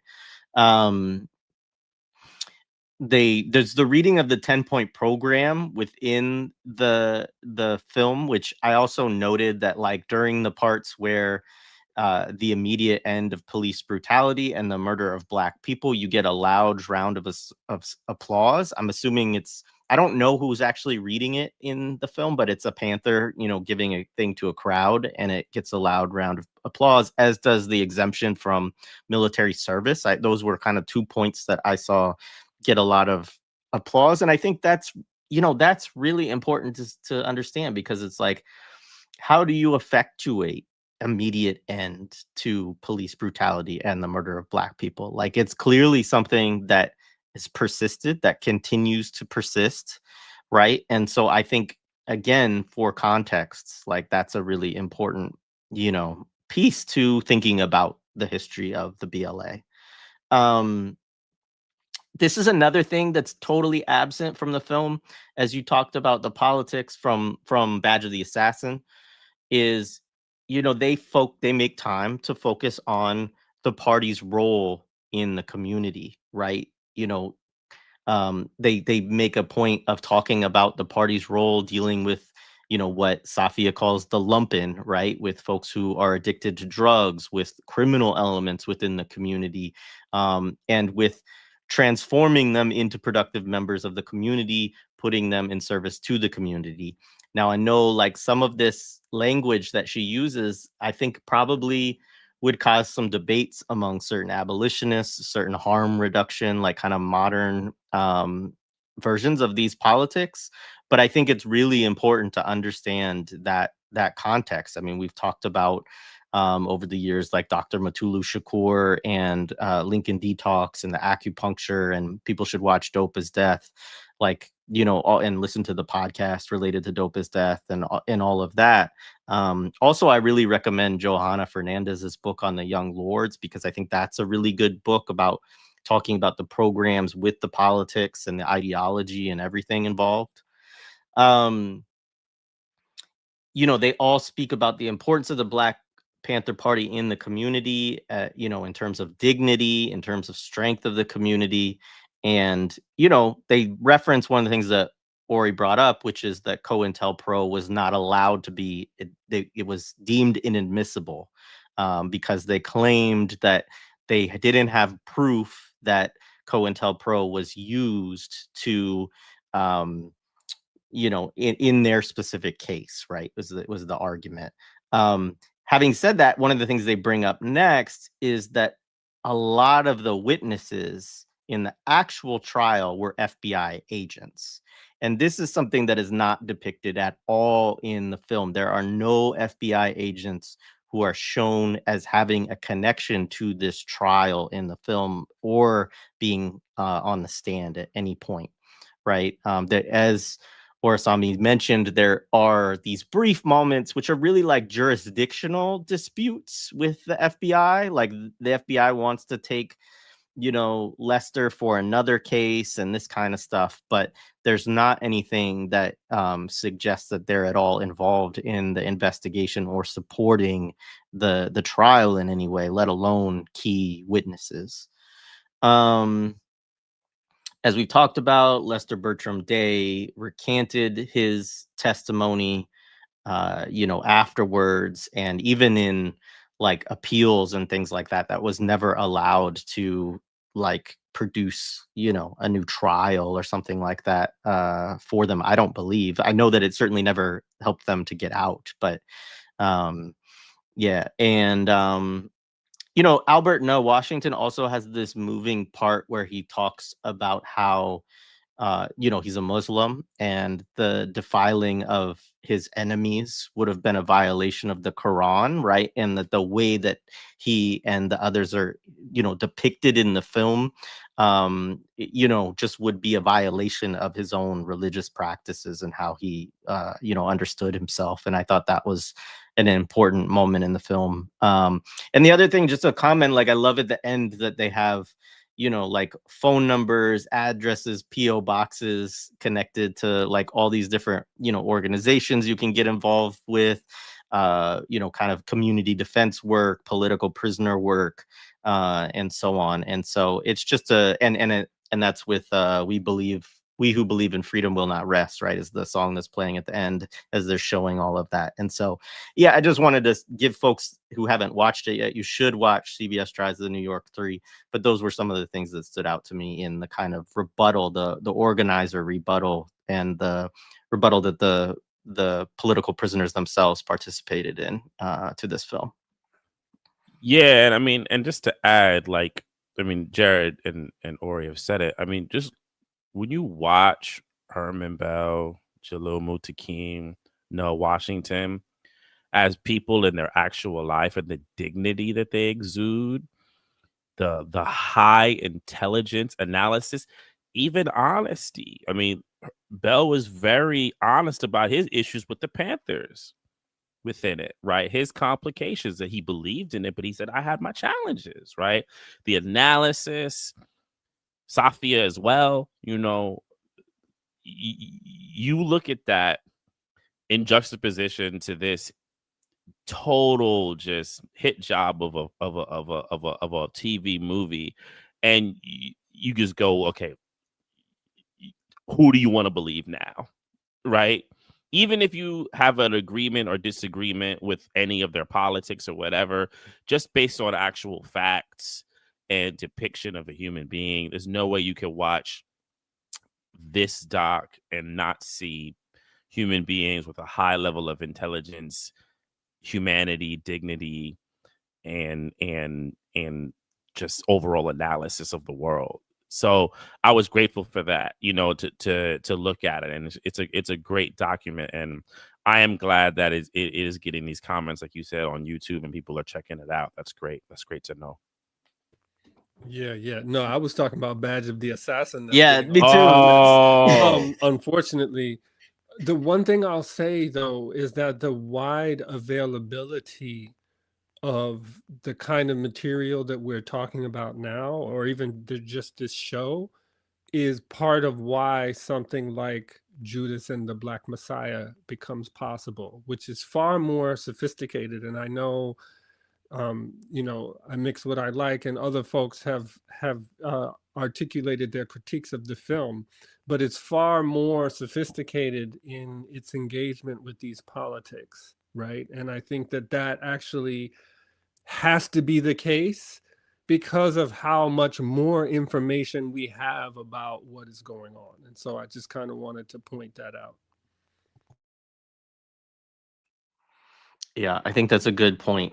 Yeah, I mean, that's the thing, going back to it, which is part of why the YouTube comments, the YouTube comments were definitely about Badge of the Assassin, which is the wild part. But oh no, I'm afraid I didn't look at. no, I watched it on Amazon. It's on Prime. oh, Still is it terrible too? quality. Oh yeah, it is. It's on Prime. Yeah, it's. I mean, it's just available on. Folks can search it on YouTube and it comes right up. But the yeah, I mean, that's the part I am having difficulty reconciling a bit, is that I agree with you, Ori, like in terms of that we're now in a phase where something like Judas and the Black Messiah is necessary as a film that still, I think, is trying in much more subtle ways to undermine the politics of the Panthers. But that at the same time, you also have a whole audience who's watching Badge of the Assassin on YouTube and is like, this is great. Thank you for sharing. Amazing. And so it's like, obviously they're for different audiences. Like, Judas and the Black Messiah is for the left. It is for the Black Lives Matter generation, it's for liberals, right? And I think when this movie came out, it was for everybody. But I think there's a lot of really liberal, we talked about Tannenbaum and the way that, his character he's supposed to be the liberal prosecutor. Like, this is your progressive prosecutor, folks. And the way that plays out is in the different tactics that he uses to try to get to a conviction, right? Is that, we have to diversify. We can't just go with this old white, cop who wants to go, hard charging, even though they don't really ever show him as hard charging. So there's that element of it. But, I think that there is a whole audience for which this film still works, which is quite terrifying. But it doesn't surprise me. I mean, looking at the state of our country and where a lot of people are at politically and ideologically right now, that unfortunately there would be a large group of people that would still watch a film like this and think, yeah, thank you for your attention to this matter.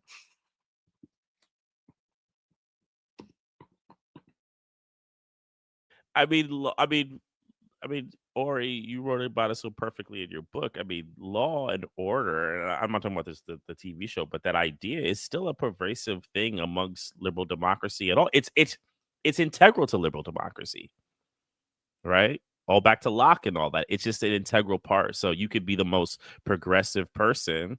I mean, shit, Richie Torres calls himself a progressive. So Gavin Newsom calls himself a progressive, I think, right? Or people call Gavin Newsom a progressive. I'll put it that I know Torres specifically does call himself a progressive, right? But look at their politics and look at what they never endorse. Bring up his Nazi supporting father, but that's another matter. They never do bring up the Nazi supporting parent. Oh man. I have there's comments I want to shout out. So first of all, Dr. Shirley Jean Waits Howard, appreciate you becoming a member of the channel and checking us out. Another thing I wanted to say quickly is this afternoon at 5:00 my time, 2:00 if you are on Pacific time, so 5 Eastern, 2 Pacific.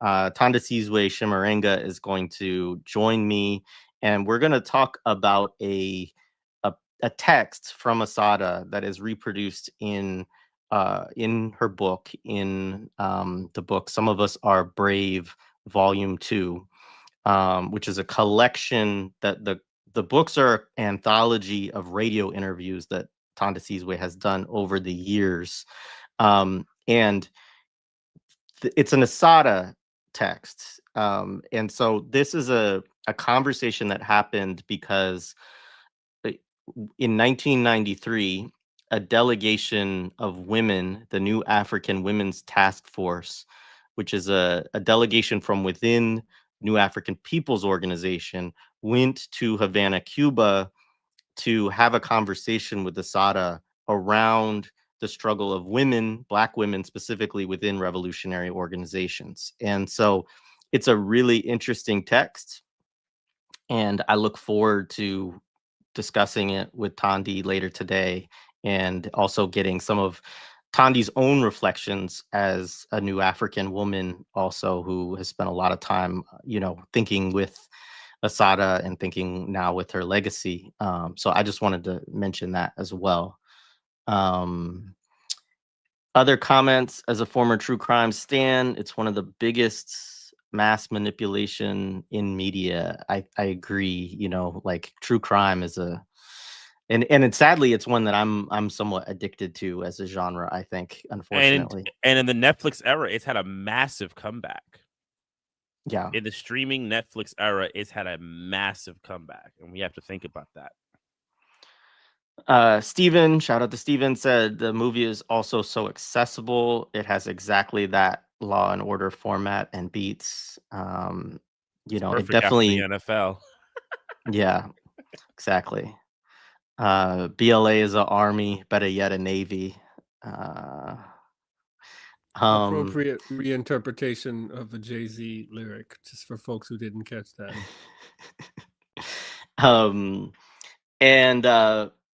Yeah, that's it. I don't have anything else to add other than, do either of you have anything more you want to say specific to the film or any of this?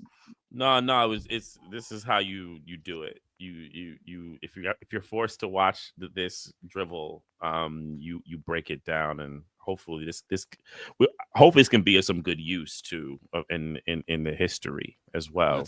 Let's start a campaign to reference this video in the YouTube comments of the film. Love it.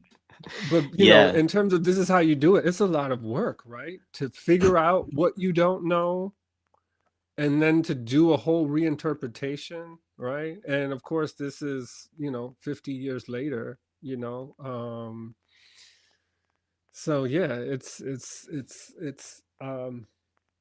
it's tough, but I appreciate you all for this project, and for inviting me on, and for us doing this together. Is this the first thing that's supposedly based on a true story that you've done, and probably the first TV movie too, right? Definitely first TV movie. I think first based on a true story. I think so too. Also, yeah, but definitely first TV movie. You mean Indiana Jones is not a documentary? Yeah, no, it's a document of something. Yeah, no, I think it is the first. And another thing I would just say, again, to just encourage people to read these folks, right? There's, again, Freedom Archives. I did add the Legacy of Torture documentary also to the show description for people to check out. I have a number of books behind me today that are kind of like tangentially associated with this. Albert Nell Washington has some published writings. Jalil Muntakim has multiple books. Herman Bell is a little bit less of a public figure. Like, I think that's always been kind of not his forum, really. But there are things you can find, like Freedom Archives has some stuff, as well as I'll put it in, but there's a statement I think that he put out that's recorded for the 50th anniversary of the Black Panther Party. So there's things that you can find. Definitely read Safia Bukhari's book. Read Assata. And I think that's the other. I don't want to make another point. I'm going to let it go. But yeah, do all of that, and instead of watching terrible movies like this. And if you watch a terrible movie like this, just do it with the understanding of, like, this is what our enemies do to try to, destroy radical movements, and it's one of the versions of the propaganda that gets used against folks who are involved in revolutionary struggles. Right on. Word. All right. Thanks, everybody. This has been great. Appreciate everybody rocking with us for 3.5 hours. Ori, thank you so much for bringing all of the great stuff that you did to this discussion as well, man. I told you, I cleared my day for this. I knew we was going to go long. Yeah, you do. Yeah, I had a feeling too. appreciate you doing that, Ori, because it needed this level of discussion, I think. All right. Peace, everybody.